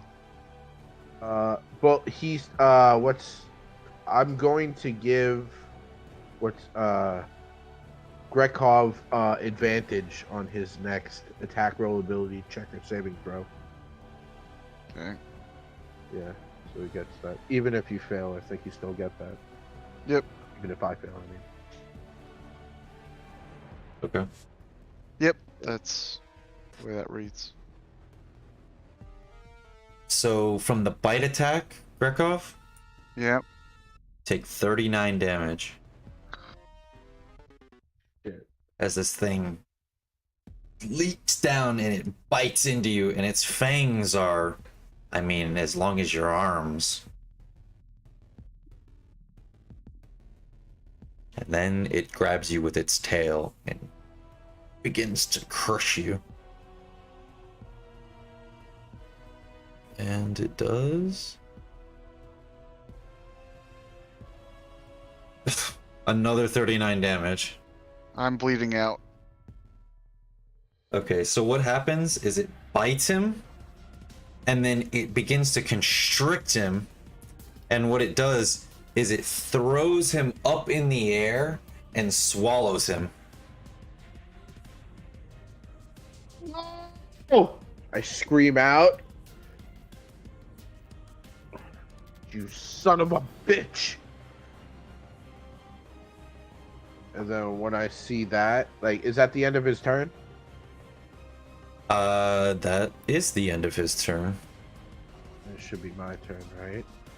You son of a bitch! Alright. Calm down, Tanner, calm down. Alright. I gotta figure a way out of this. I start rubbing my temples. Like, okay, alright. Okay, alright. Okay. What are my strengths? What are my weaknesses? Strengths. Okay. Here we go. I'm going to I can give myself a bardic inspiration die, right? Yes, it's your bonus action. Okay. I'm going to do that. I'm going to give myself a bardic inspiration die. Okay. And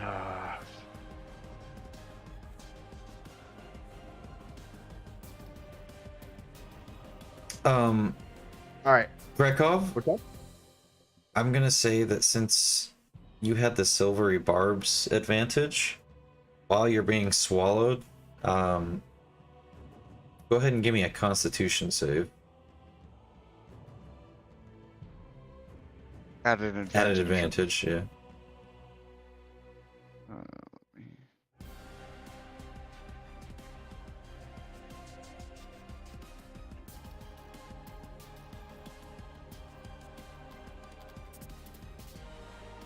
Ugh, Oof. not great. Good enough that you are able to come conscious and you can roll one hit die and add it to your that's what your current hit health pool is. I have second wind, so I You could can just use that. you can use, well, I'm gonna say like automatically you get one hit die back, so I mean on your turn you can choose to use second wind if you want to get more health back. Oh, okay. So that's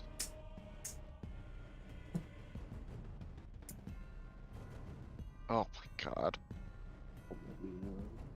Jesus Christ. That's but it does add my constitution. So 0-3. I'm at 3, yeah. So you come to sort of like halfway down as you're being swallowed and land in the bottom, and you are fucked up. Yep. You are like, oh my god, I think I'm gonna die. You're kind of not sure if you are dead because right now you are currently blinded. Yeah, you're blinded and restrained, so it's rough going.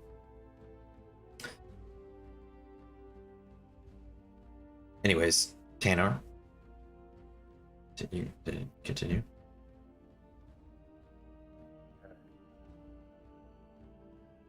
I got a couple options here. So I was trying to go through them. I guess I'm going to try this. It might not be the best option, but I'm going to give it a shot. I am going to cast Fast Friends on this guy. What's up? The Oh, it has to be generally humanoid. Well, generally speaking, charms don't work if you're already in On combat hostile- with them. Yeah, on hostile cruiser. Yeah. Okay. It'll say if you can do it. It'll usually say you have disadvantage if you can even do it. Choose Yeah. humanoid. Well, the creature's shot. Like it's assumed you can't on a hostile creature unless it says you have I'm disadvantage. fairly certain you can't Oh. with fast friends. This save is made with advantage if you or your companions are fighting the creature. Advantage. So Yeah. you can still I'll- use yeah, it, but okay. it'll make advantage against on the save. Yes. Yeah, it has Yeah. advantage on the save. Yeah. Yeah. Yeah. It says a humanoid, but would you let that go through, or? I don't care s- about the humanoid part. Okay, so I guess cast Fast Friend, spell save DC, Wisdom. Spell 16. Sorry, I didn't say the number. Okay. And He makes it advantage, so he gets it's a wisdom save, Wisdom. so he gets a 16. So he meets your spell save. Could I use my bardic die to like lower his save? I think you can. Yeah.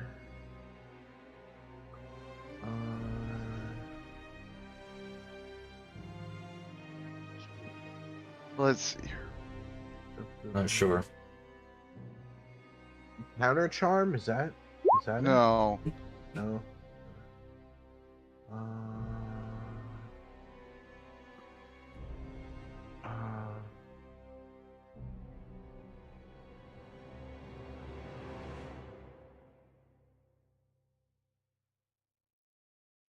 Gives you advantage. I have kind-eyed smile, but that's only so it doesn't know that I casted it. It has to make a charisma saving throw to see if it knew I casted it. I don't know that you have any. Yeah, I don't think you can use bardic inspiration. Are you a unless you're a straight bardic? bard. Are you a lore bard? I am the College of Sincerity. Yeah, no. You'd have to be College of Lore. College of Lore can do that, but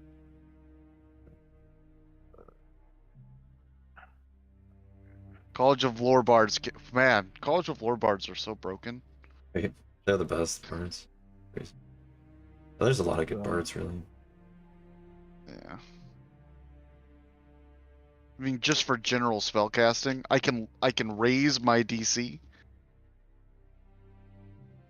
Okay, I guess he fails, and that's it. And I guess Steve will make an attack. He has multi-attack, doesn't he? If he's a veteran, he should have 2 attacks. Yeah. That is Steve. Our boy Steve. You got us. Yeah. Well, so we click it. We'll do this one. Boom. So the first one hits. The second one does not. 4 slashing damage. Oof. Steve goes in. Minimum He rolled- damage. Yeah, he rolled He like jumps at it and just like slices its head. cuts it a little bit. It kind of shrugs it off. All right. Okay. All right. Okay. And like Tanner's just freaking out. Krakow, Like, all right, it's your we're turn. gonna die. So I'm gonna We're gonna die. start with a bonus action second wind to roll another hit dice. Now I think second wind is actually more than just that, though, isn't it? Let's see here. I think Krakow, I need you to make me, at the beginning of your turn, a wisdom saving throw.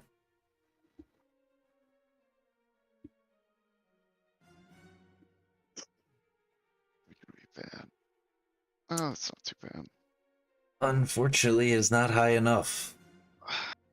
It's the you guys are getting like just short of fucking some of the saves and stuff.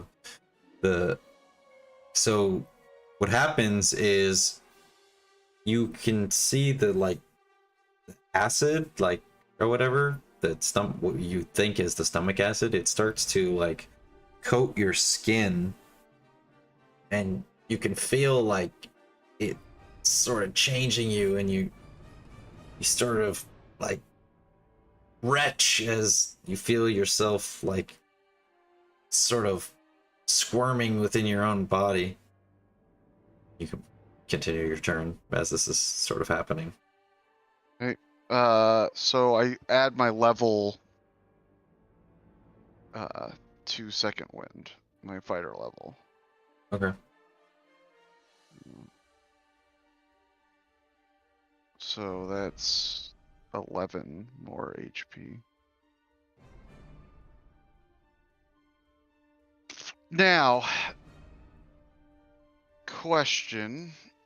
Do I still have my gun? You do.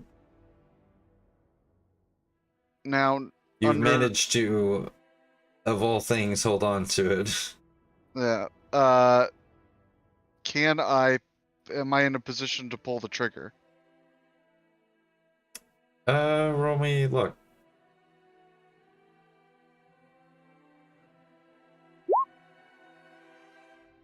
Yeah, you are. Okay.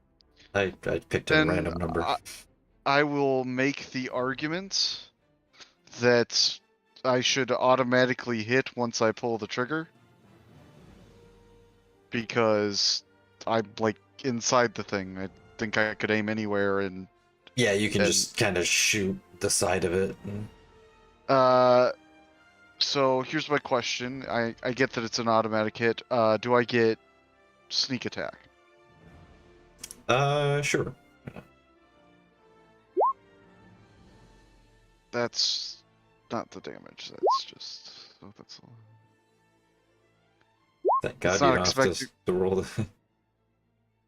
I can re-roll the one. Oh no, wait. Gunfighting is the attack roll. I can't do that on sneak attack. Sneak attack's different. So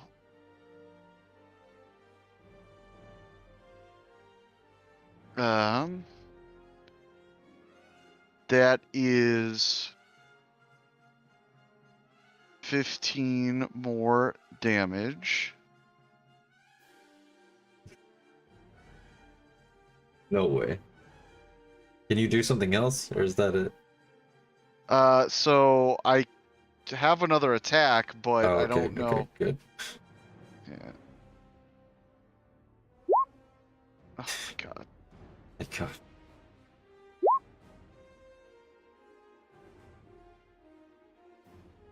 Oh, you got some Oh, burst. I can't do sneak attack because I already did sneak attack, but I can do that burst. Yeah.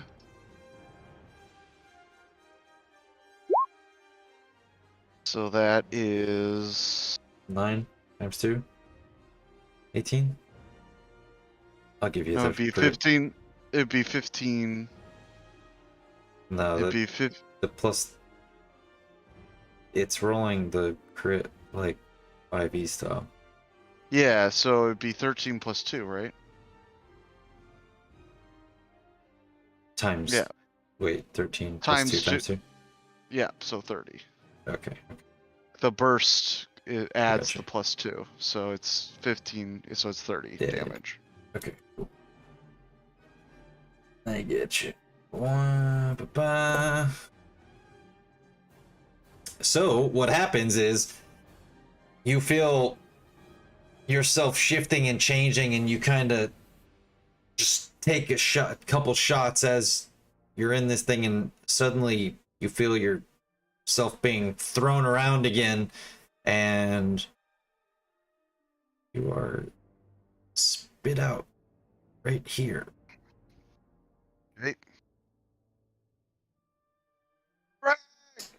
I scream out as he comes flying out.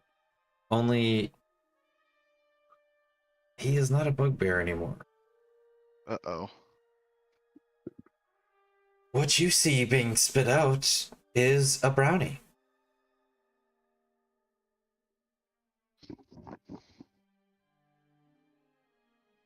Rack? Oh. What happened to me? What happened to me? I've tried to do it. What happened to me? What happened to me? Yeah, that's pretty much. He's like, ah! He's got like a really Why did bushy you get so beard for big, a Taylor? brownie. Why did you get so big, Taylor? Oh, that's what Holy this little shit! guy. That's way bigger than I remember. That voice is gonna be so hard for me to maintain. I know it was fucking my voice up too. I can infer it if you don't. Yeah. I think it's funnier though to have a brownie with just this deep sonorous voice. Hey, what's up, guys? Hey, what's up, guys? Whoa, geez, that's not how I expected you to sound at all. Corpse So husband here. What are you guys up to? Anyway, is this thing still alive and kicking? it is, That's what I thought, so. and it's its turn. Okay. So it is going.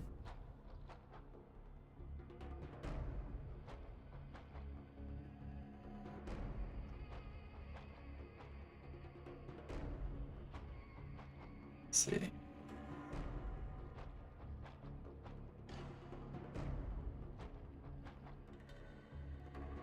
Not Steve.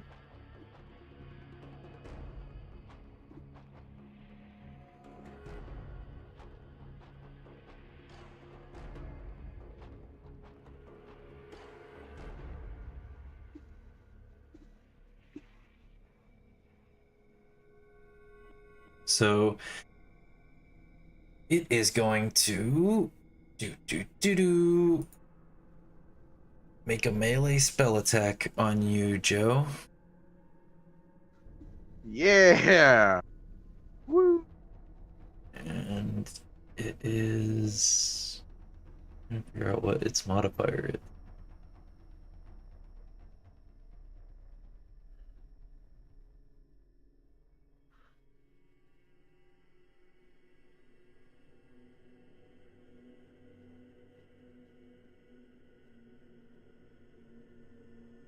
Oh, charisma.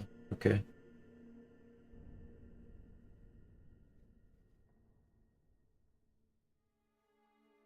Right. He fails miserably. So he attempts to cast this spell on you, Tenor, and as he like the rainbow starts to shimmer and glow around him and his eyes glow, and then it like comes down near you and it just totally whiffs and it lands like right next to you. The magic kind of splashes into the ground. There's like some of that oily like substance all over the ground. You're like, what the and that's its turn. I'm playing no games now. It does look hurt, Grekov, just so you know. It doesn't look... Yeah. It's not like, oh, it's just chilling. Like, it looks pretty hurt, Yeah. what you've done to it. I'm gonna curse the son of a bitch out. I was like, "You dare hurt my uncle!" And then my eyes are gonna glow red and blue, and then my horn's gonna start lighting up, and I'm just gonna hit it with Eldritch Blast. But I That'll do get it. 2 of them. That'll hit. I get 2 of And them. that'll hit too. So, and I get to add my Bardic Inspiration die to one For of the these, damage. Yep. Yep. right? For the damage, yeah. So that's 12 to the first one, 13. So I'll just add it to the 13. That's decent. Nice. That's a D8. I'll add. Oh. Nice. 33 damage. Nice. Perfect. So I'm hitting this motherfucker with 33 damage. And you kind of like lean forward and it shoots out of your... I like to think it's like it's shooting out from both of your horns and like coming together like Yeah. into one exactly. singular beam and Ah! blasting and I'm at just him. screaming as I'm doing it. Fucking die! And I have Lance of Lethargy. So every time a creature gets hit with Eldritch Blast, it loses 10 feet of speed. Oh. So it loses 20 feet of speed Oh. until the next turn. Nice.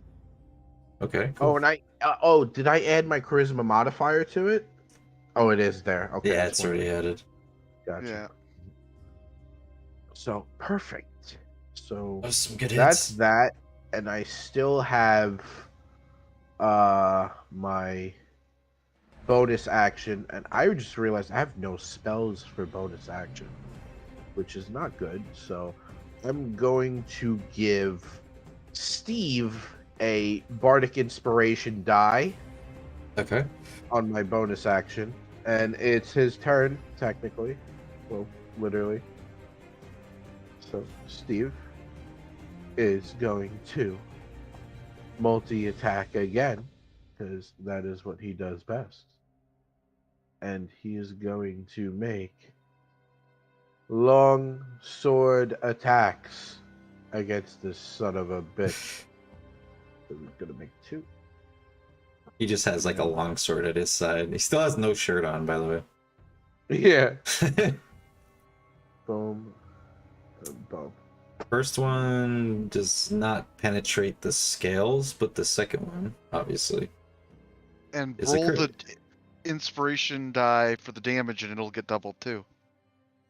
Oh man, why does he always roll a fucking 1? What a crackhead. Yeah. Is that a 1? You could roll the inspiration and I roll the inspiration is twice, right? yeah, there you go. That's 24 damage. 16. There you go. No, it's not 16, it's 12 plus times 2, 24.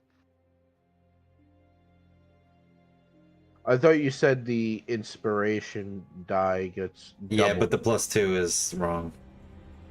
Yeah, the Oh, plus 2 okay, is wrong, yeah. yeah.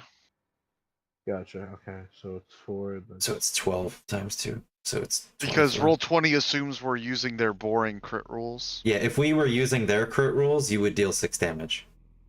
Yeah. But with the way Okay. that we do crits, you're dealing 24 damage. Yeah. Gotcha. Perfect. So he does We like our 24 crits damage. to feel like crits. 3.5, one of the earlier editions, that's how it did crits, and we've just kind of kept that. Really, the only thing Yeah, we so did it's do 12 for times 2. 2.5 is Yeah. Yeah. No, but like in my head, I was doing 8 times 2. That was going to do 4 times 2. That's why I Yeah, said and- 16. So 16 plus. in okay. 3.5, different weapons would even have different crit modifiers. So you'd have like a scimitar, which was like a ×3 instead of a ×2. Yeah, that would, yeah, you could get like So many make it attacks. and you could make it so like I can crit from anywhere from like a 15 to a 20. Yeah. Like, oh Jesus. Yeah.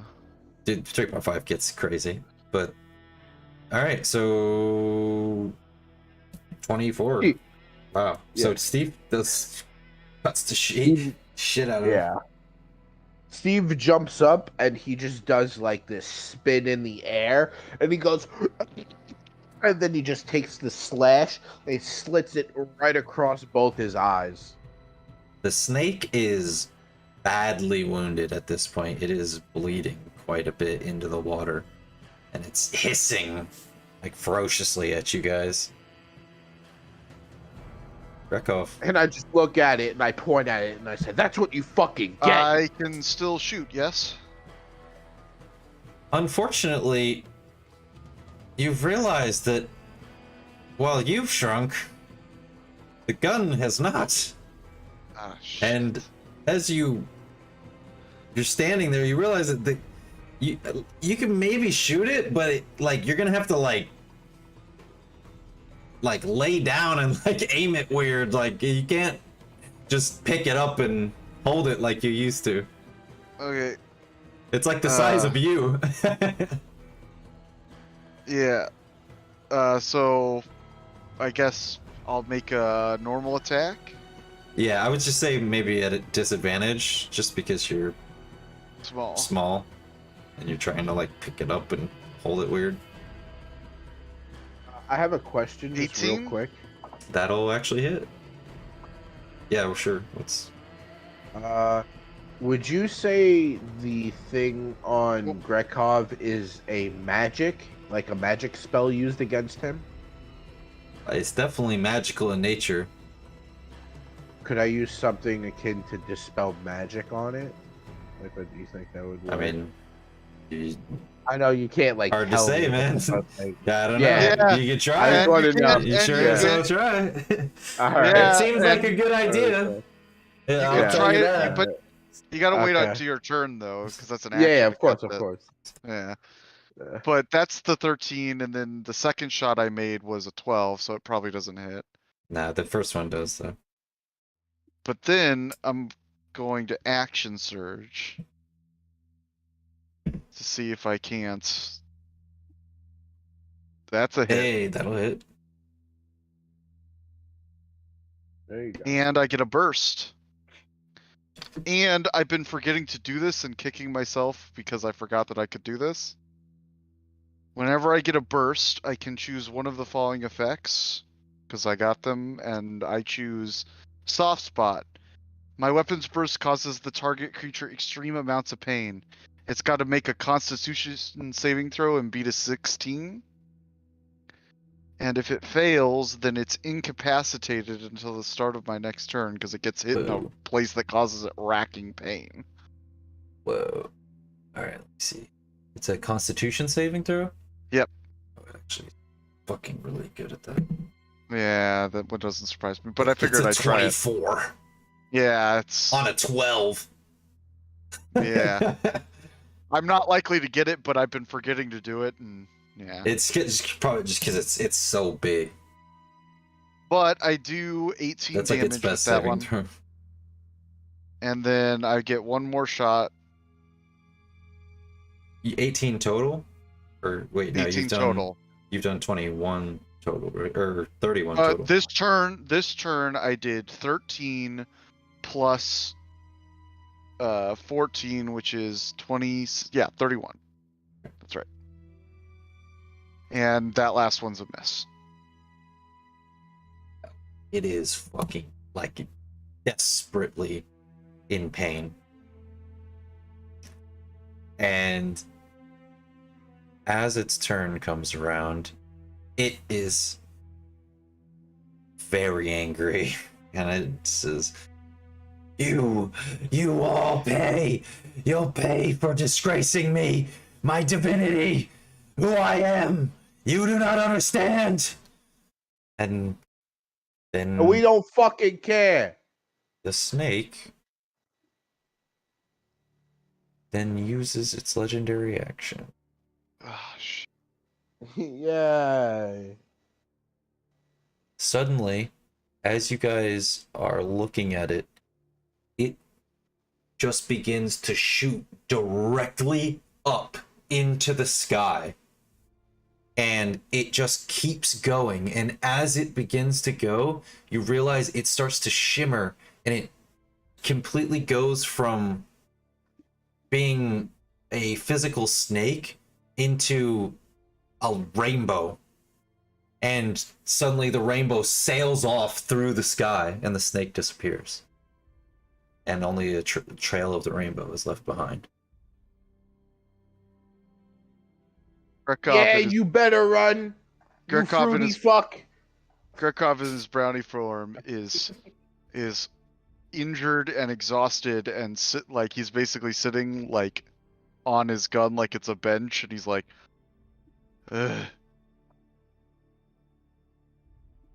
I run to Grekov. I go, "Are you all right? Are you okay? Do you need a pat on the head? No. Some water?" I need to be bigger.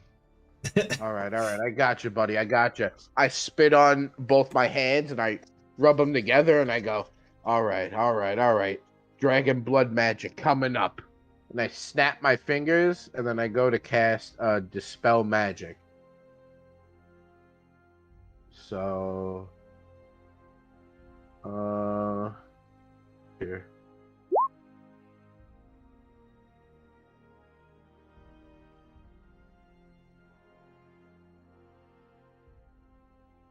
What level are you casting it at?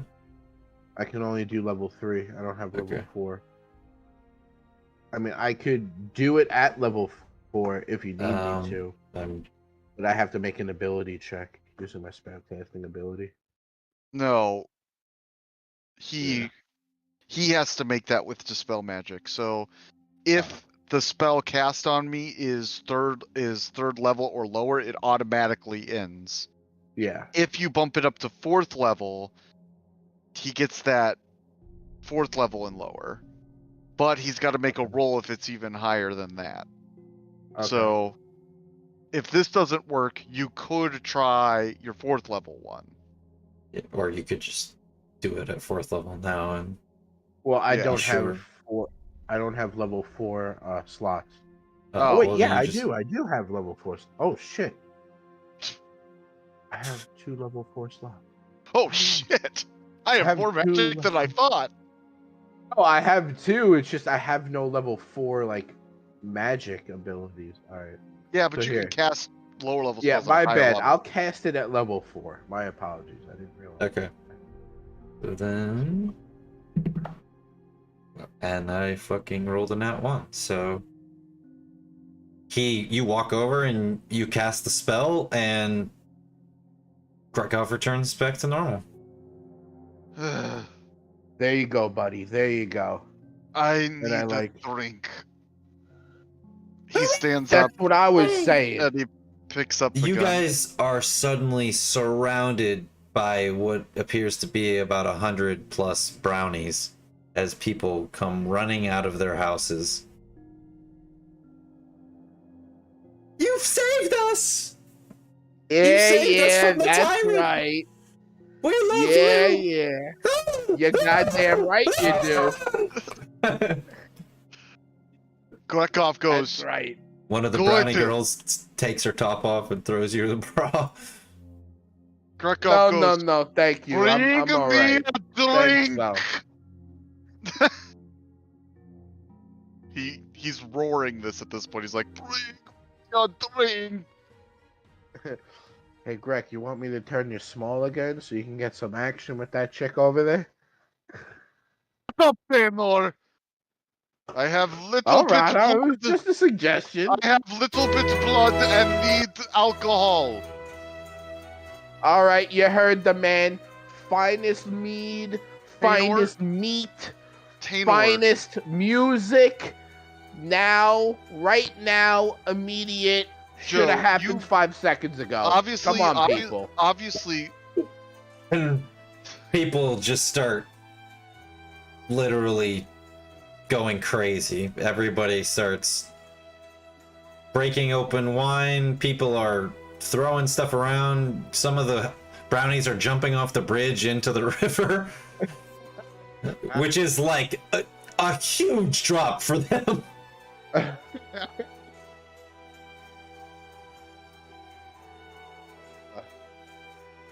So we're gonna party. It's just party, like.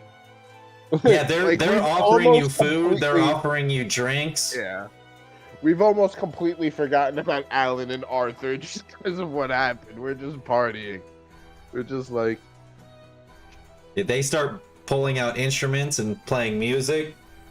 and then I start singing and stuff and playing music too because I'm a bard. You That's what I wanna do. give me a performance? Yeah, bro. I'm gonna assume this goes long enough for me Let's to say at least... advantage because I'm doing it with the. I'm gonna give you advantage because they're gonna look past the fact that you're not playing so well because you just saved all their lives. Yeah. Yeah, it's great. I'm And they're the probably man. a little drunk at Yeah, this they're all point. getting pretty drunk as well. By the way, Taryn, those rolls was I used all of my remaining short rest die. Just one, I complete a short rest. I don't know if we're getting a long rest after this, but I thought I'd do that in case anything happened. Okay. Whoa. Calm down. Hold on. Don't do that just yet, my friend. Hold up. I have a song of rest. Oh, yeah.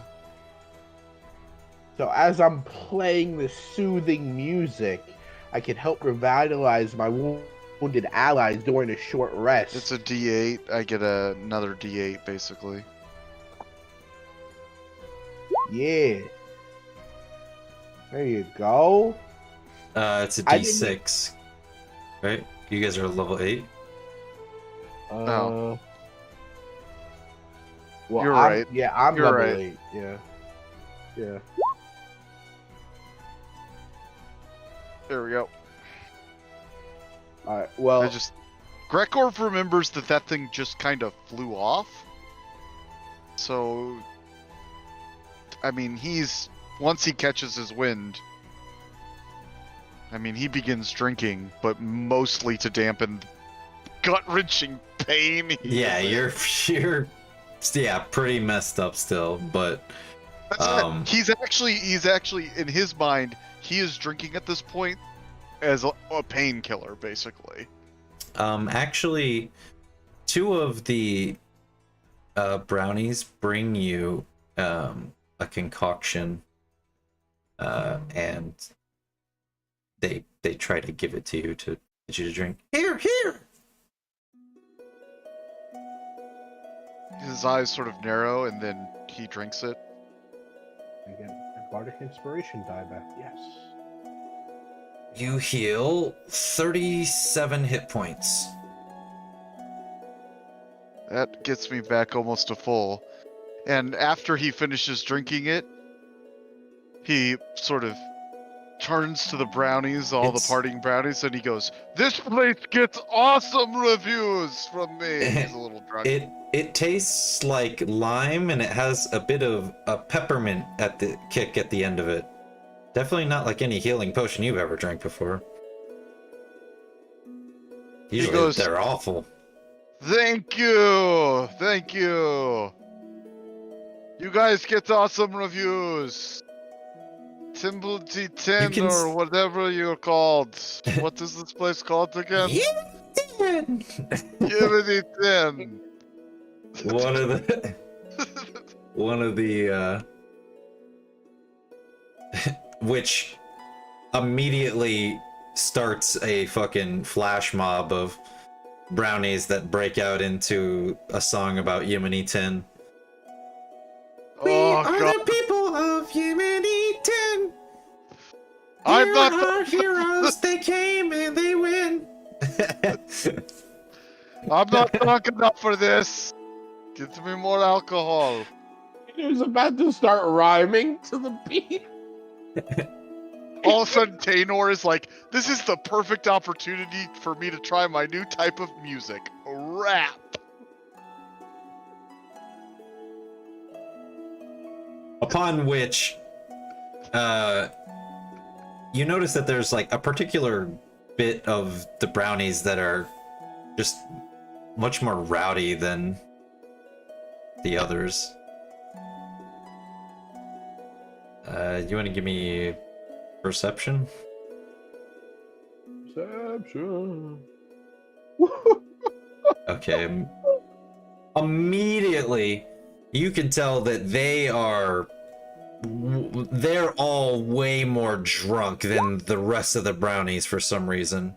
And Taynor, oddly you've enough, been to some parties. You've been to some parties, Yeah. Taynor. Been to you some can tell parties. they cannot hold their liquor. And for some reason, there appears to be an odd man out. Oh, check out these guys. And I start pointing at the really drunk ones, and then I notice the one that's odd. And then what is it? Like, is he not drunk, or is he like weird drunk? Like he's like out of place? Like, what do you mean? You'll see. Okay. So I'm like, check these guys out. They know how to party. And I run over to them, and I start dancing. I'm like, hey oh, hey oh, and just start Hey, oh, hey. bugging out. Oh, it's a little goblin. It's a There alcove appears goblin. to be a goblin sitting there holding an overly large bottle of alcohol. And he looks hammered, as does everybody else around him. Hey, Spy with my little eye, a goblin among all these brownies. I won't lie. Oh my god! We love you! I love you guys too. More mead, more wine, more meat, more song, more dance, more party. Dance! Dance, you fuckers! Dance!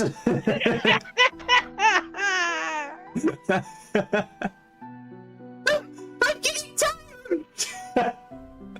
Don't stop. okay. I said dance, you bitch! I'm just like trying to have a good time, but Some I'm inadvertently causing pain. Yeah. They, Can I do- they can't keep up with your normal people level of partying. They're small. Grekov feels great, and because he drank that potion and he's drunk, so he's gonna bust a move. Now, can I use acrobatics instead of performance? Sure. 22. So he just starts doing like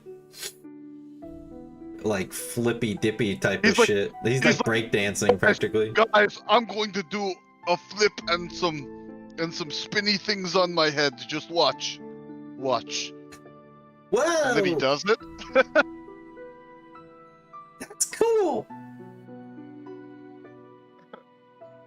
Kicks over a house by accident. Whoops. I'm gonna roll persuasion. All right, I'm gonna yell out at all the brownies.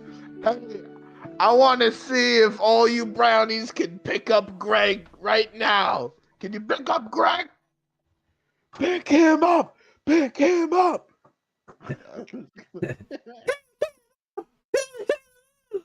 They all Okay, you start rolled a 30 persuasion.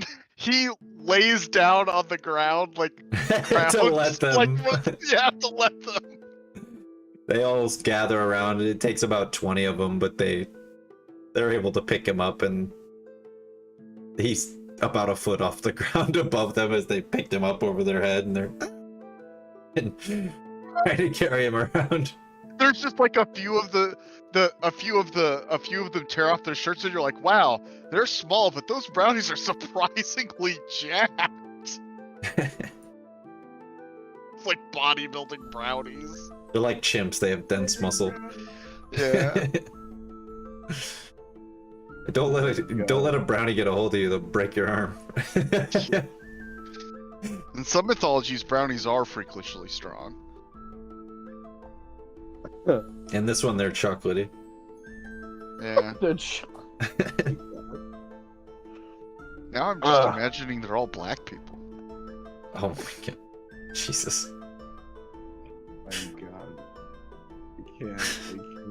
You're fired. You're fired. You're fired. I do. So, Well,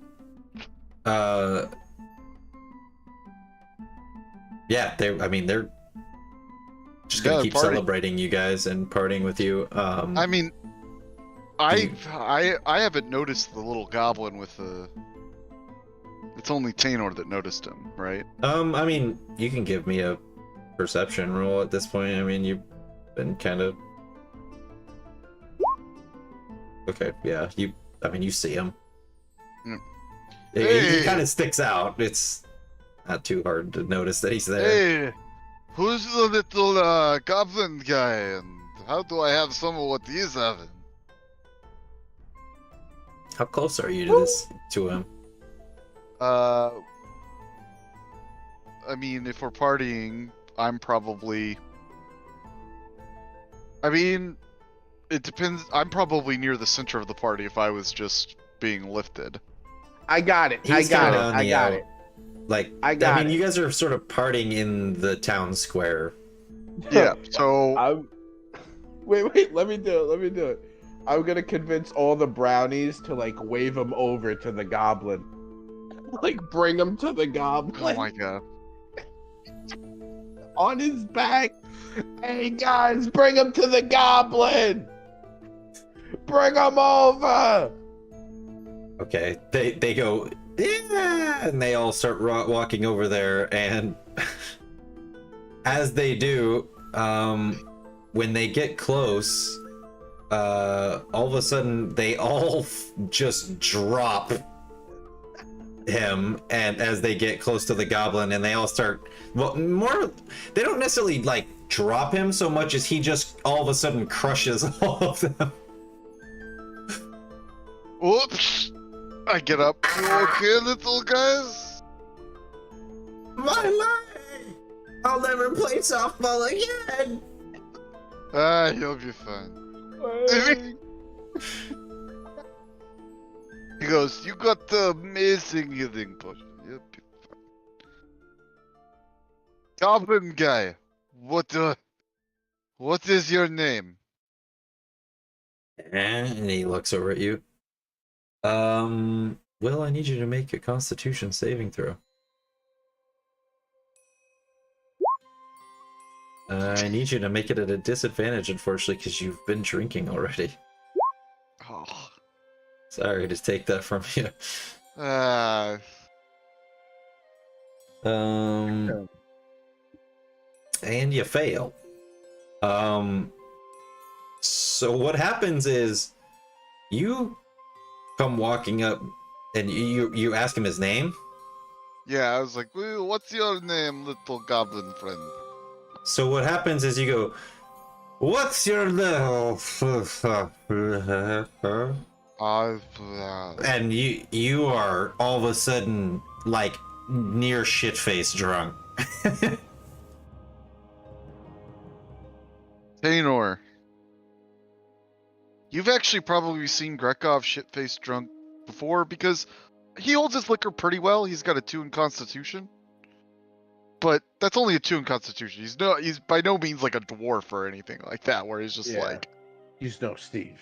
Right, like you've seen him so you would I would think you would recognize immediately that all of a sudden he's at least more drunk than he first appeared a second ago. He's obviously like stumbling around and shit now. He knocks Which over is another house. rare for Greco. Wait. Hold up. Wait.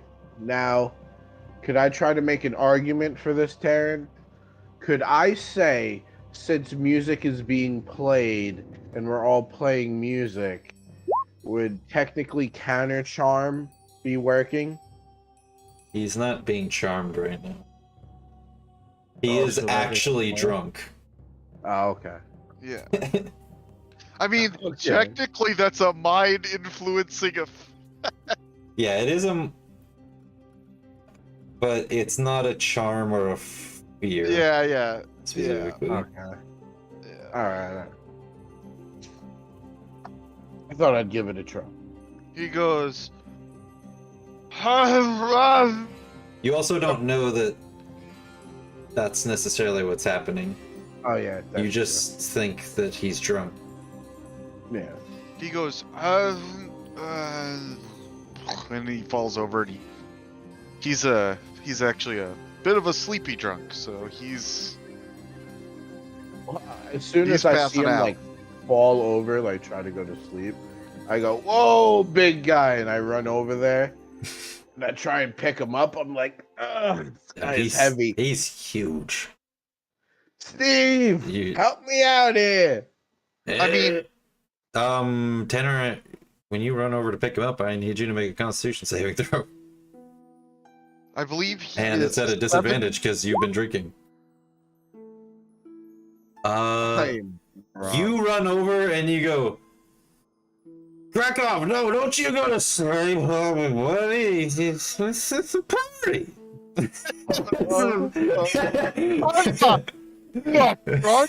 Wrong. I just start dancing immediately.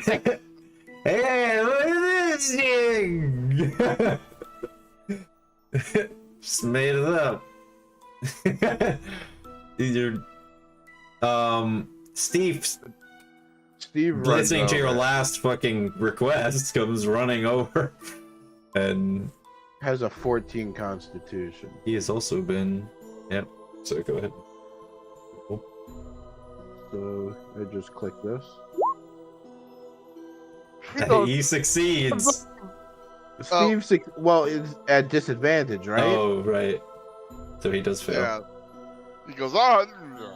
I don't think it really affects Steve. I think Steve. Is Actually, just you know the what? same. I'm gonna say Steve is not at disadvantage simply Because because he's he's annoying. always shit-faced.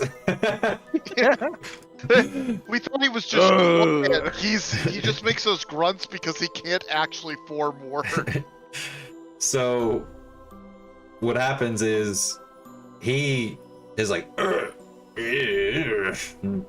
of shakes it off, and he picks you up and he carries you back over a little bit of ways away, and after he does, suddenly Tanner, you like sober up back to not fully sober, but to the drunken level of which you were at before, which you could sort of think again. And you're being, and you don't really know what happened. You just kind of blacked out the last like 30 seconds, and Steve is holding you in his arms, and you're just like looking at him. You hear You've always been over a the friend. sound. You hear over the sound of the party very, very loud snoring. Steve, I recognize that snore anywhere. That is Alan. Turn. How would I you stand recognize corrected. Alan's store? I was like, wait, what? Stand correct. That's right. We're looking for Alan because he's sleeping in the forest. Like Steve's just dragging me off as I'm saying nonsense. One of the brownies kind of says, "You're looking for somebody?" You supposed to be at school. No. Remember, you sobered up a little bit. You're not as drunk as you were before. Yeah. Sorry, I didn't mean to say that. It's just seeing people less than half my size kind of gets me confused.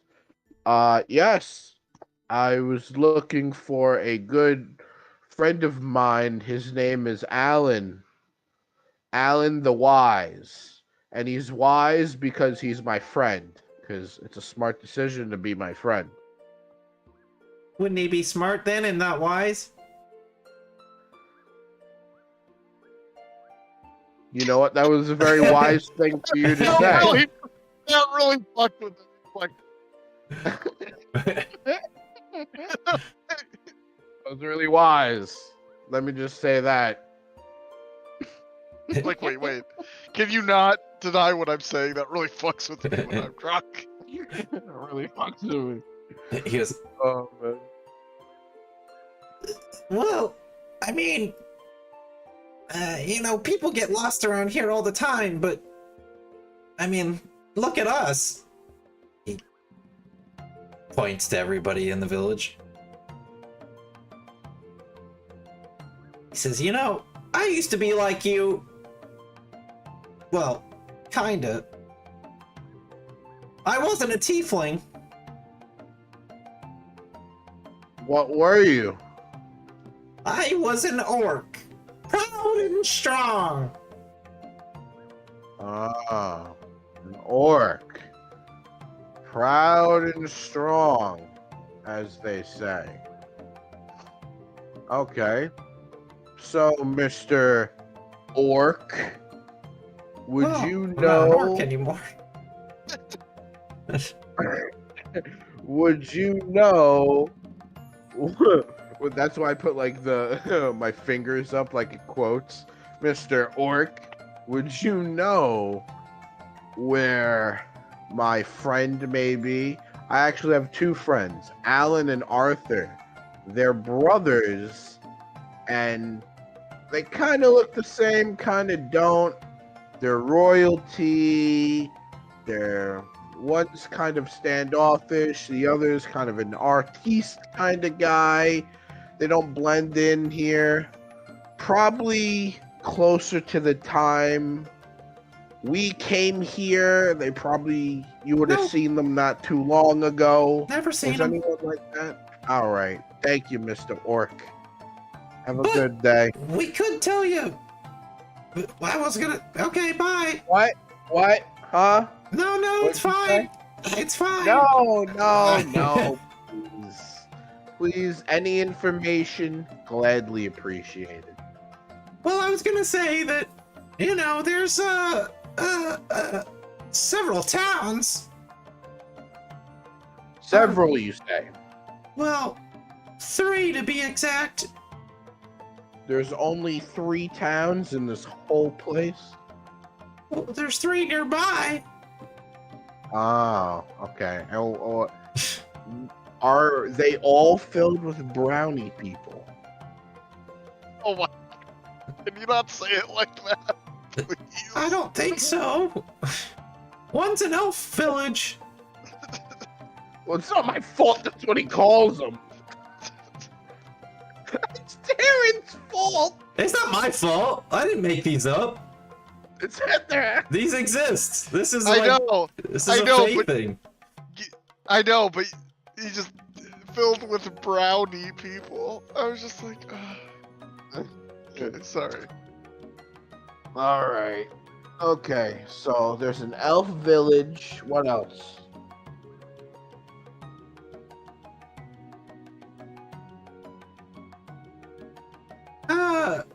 Well, then there's what's it called? The name here. There's non-blogger. What you just call me? Say that. I won't repeat what you said. I'm not gonna repeat that. What? Non-blogger. It's a nearby village. It's more like a collection of people that are estranged. You mean that just came here by accident? Not all of them. Some of them Okay. were born here. A lot of them were born here. Most of us came here by accident. You come here by accident? Yeah, you think I wouldn't be a brownie in this shithole village? It's a proud warrior. Well, I mean, you gotta play. I love cards the freaking you don't, dollhouse, right? man! Listen, dollhouses were cool. It's not my fault. I couldn't play with dollhouses when I was young. And I just look at Greg. Greg in his sleep goes, makes you gay. Maybe you could stick around and use some of your magic like you did on him, and you could turn all of us back. Yeah. They all said, Sounds like a crazy amount of work. If I'm being honest. Could you tell me where that third and final village is? I'll get right to work on that in the morning. Tell me where the. Sure, but only if you change us back. But I'll tell you because I trust you to not backstab us, as we've only been kind to you. Oh You shit! did defeat that rainbow snake that was threatening your village for a very long time, and obviously turned you all into very, very, very tiny people that live in dollhouses. So you owe us that third village, regardless whether or not I turn you back to your original size. And then I'm going to roll persuasion on that. He was going to tell you. He was already going to tell you. Now you roll that one. I don't think I like your tone. Damn it! He was going to tell you anyways. He said that he was going to tell you, and he was being like, he's going to tell you, assuming you're not going to betray his trust. I'm basically hinting at I'm going to betray his trust. And Gator. whether or not I turn him back, he still owes it to me. So no hard feelings. Okay. Are you drunk rolling again? No. I mean, yeah, kind of. It's a party, right? So, yeah. He Party.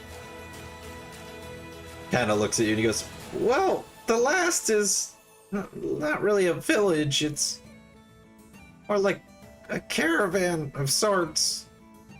And he holds out a poster to you. I take the poster, I read it. What does it say? It is the poster that I have posted in The poster. the Fables of Fey.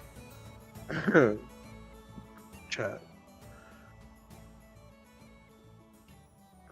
Fable of the Witchlight Carnival. Long ago, yet frozen in time. No, it doesn't. That okay. it's just the picture. It's Oh, it's the okay. No, poster. I was gonna like just start going yada yada yada. That's the Alright. actual like child story that this comes from, that you've heard of it from. And the poster is like what was on, like, was in the like book, like as like the child's book. And then as I'm looking at it, my eyes go wide, and I start looking at it. My hand starts to shake a little bit because I realize what this is. Well, you also This is- remember this is like what Alan is obsessed with. This is what he's been talking about the whole time. I'm like, this is it. You're like, holy shit, he was right. Oh my god. And then like I drop it without realizing, and I touch my forehead, and I'm like, oh my god. Steve catches it because he's shorter than you, so he catches it as it falls. Oh god. Okay. All right. He which looks at direction? it. I know, Steve. I know. Which direction is this caravan of sorts? He goes, it's hard to say. It just kind of shows up. It kind of shows up. Kind of shows up where? I don't know. Anywhere. Does anyone know where it would be? Well, I assume the people at the carnival know. I look at him in the eyes, Yeah, the points. and then I say, you could stop being smart with me, all right? I'll start being wise. There you go. That's the spirit. Who is the wisest or smartest person in the Brownie Village? Good orc, sir.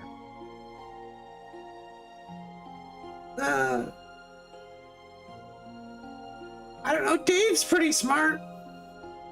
Dave? Dave? Yeah, he put the bridge back together when it fell apart 20 years ago. Where's Dave? Dave's dead, man. Years Thanks ago. for letting me know the smartest person you guys have is dead. Is there any smart people that are alive?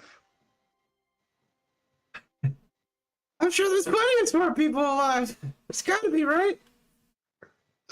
This is All right. not a Last productive question. conversation. Who is that goblin over there? Who, And I Higgly? pointed. Eaglin. Higgly? Yeah. Higgly. Who is he? He's a rum goblin. A rum goblin. Yeah, they were, there was a group of goblins back in the day. Yeah, they stole some rum from one of the gods. And now they're From all chronically drunk.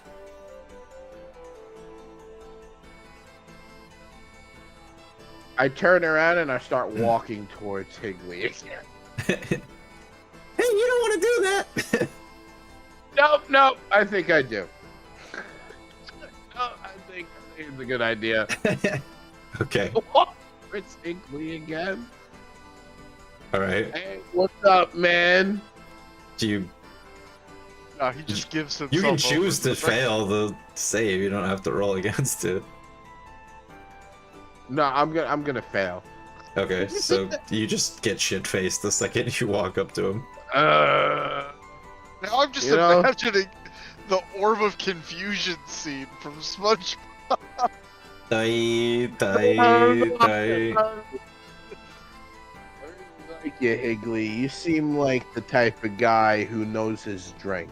You're too eloquent for shit-faced.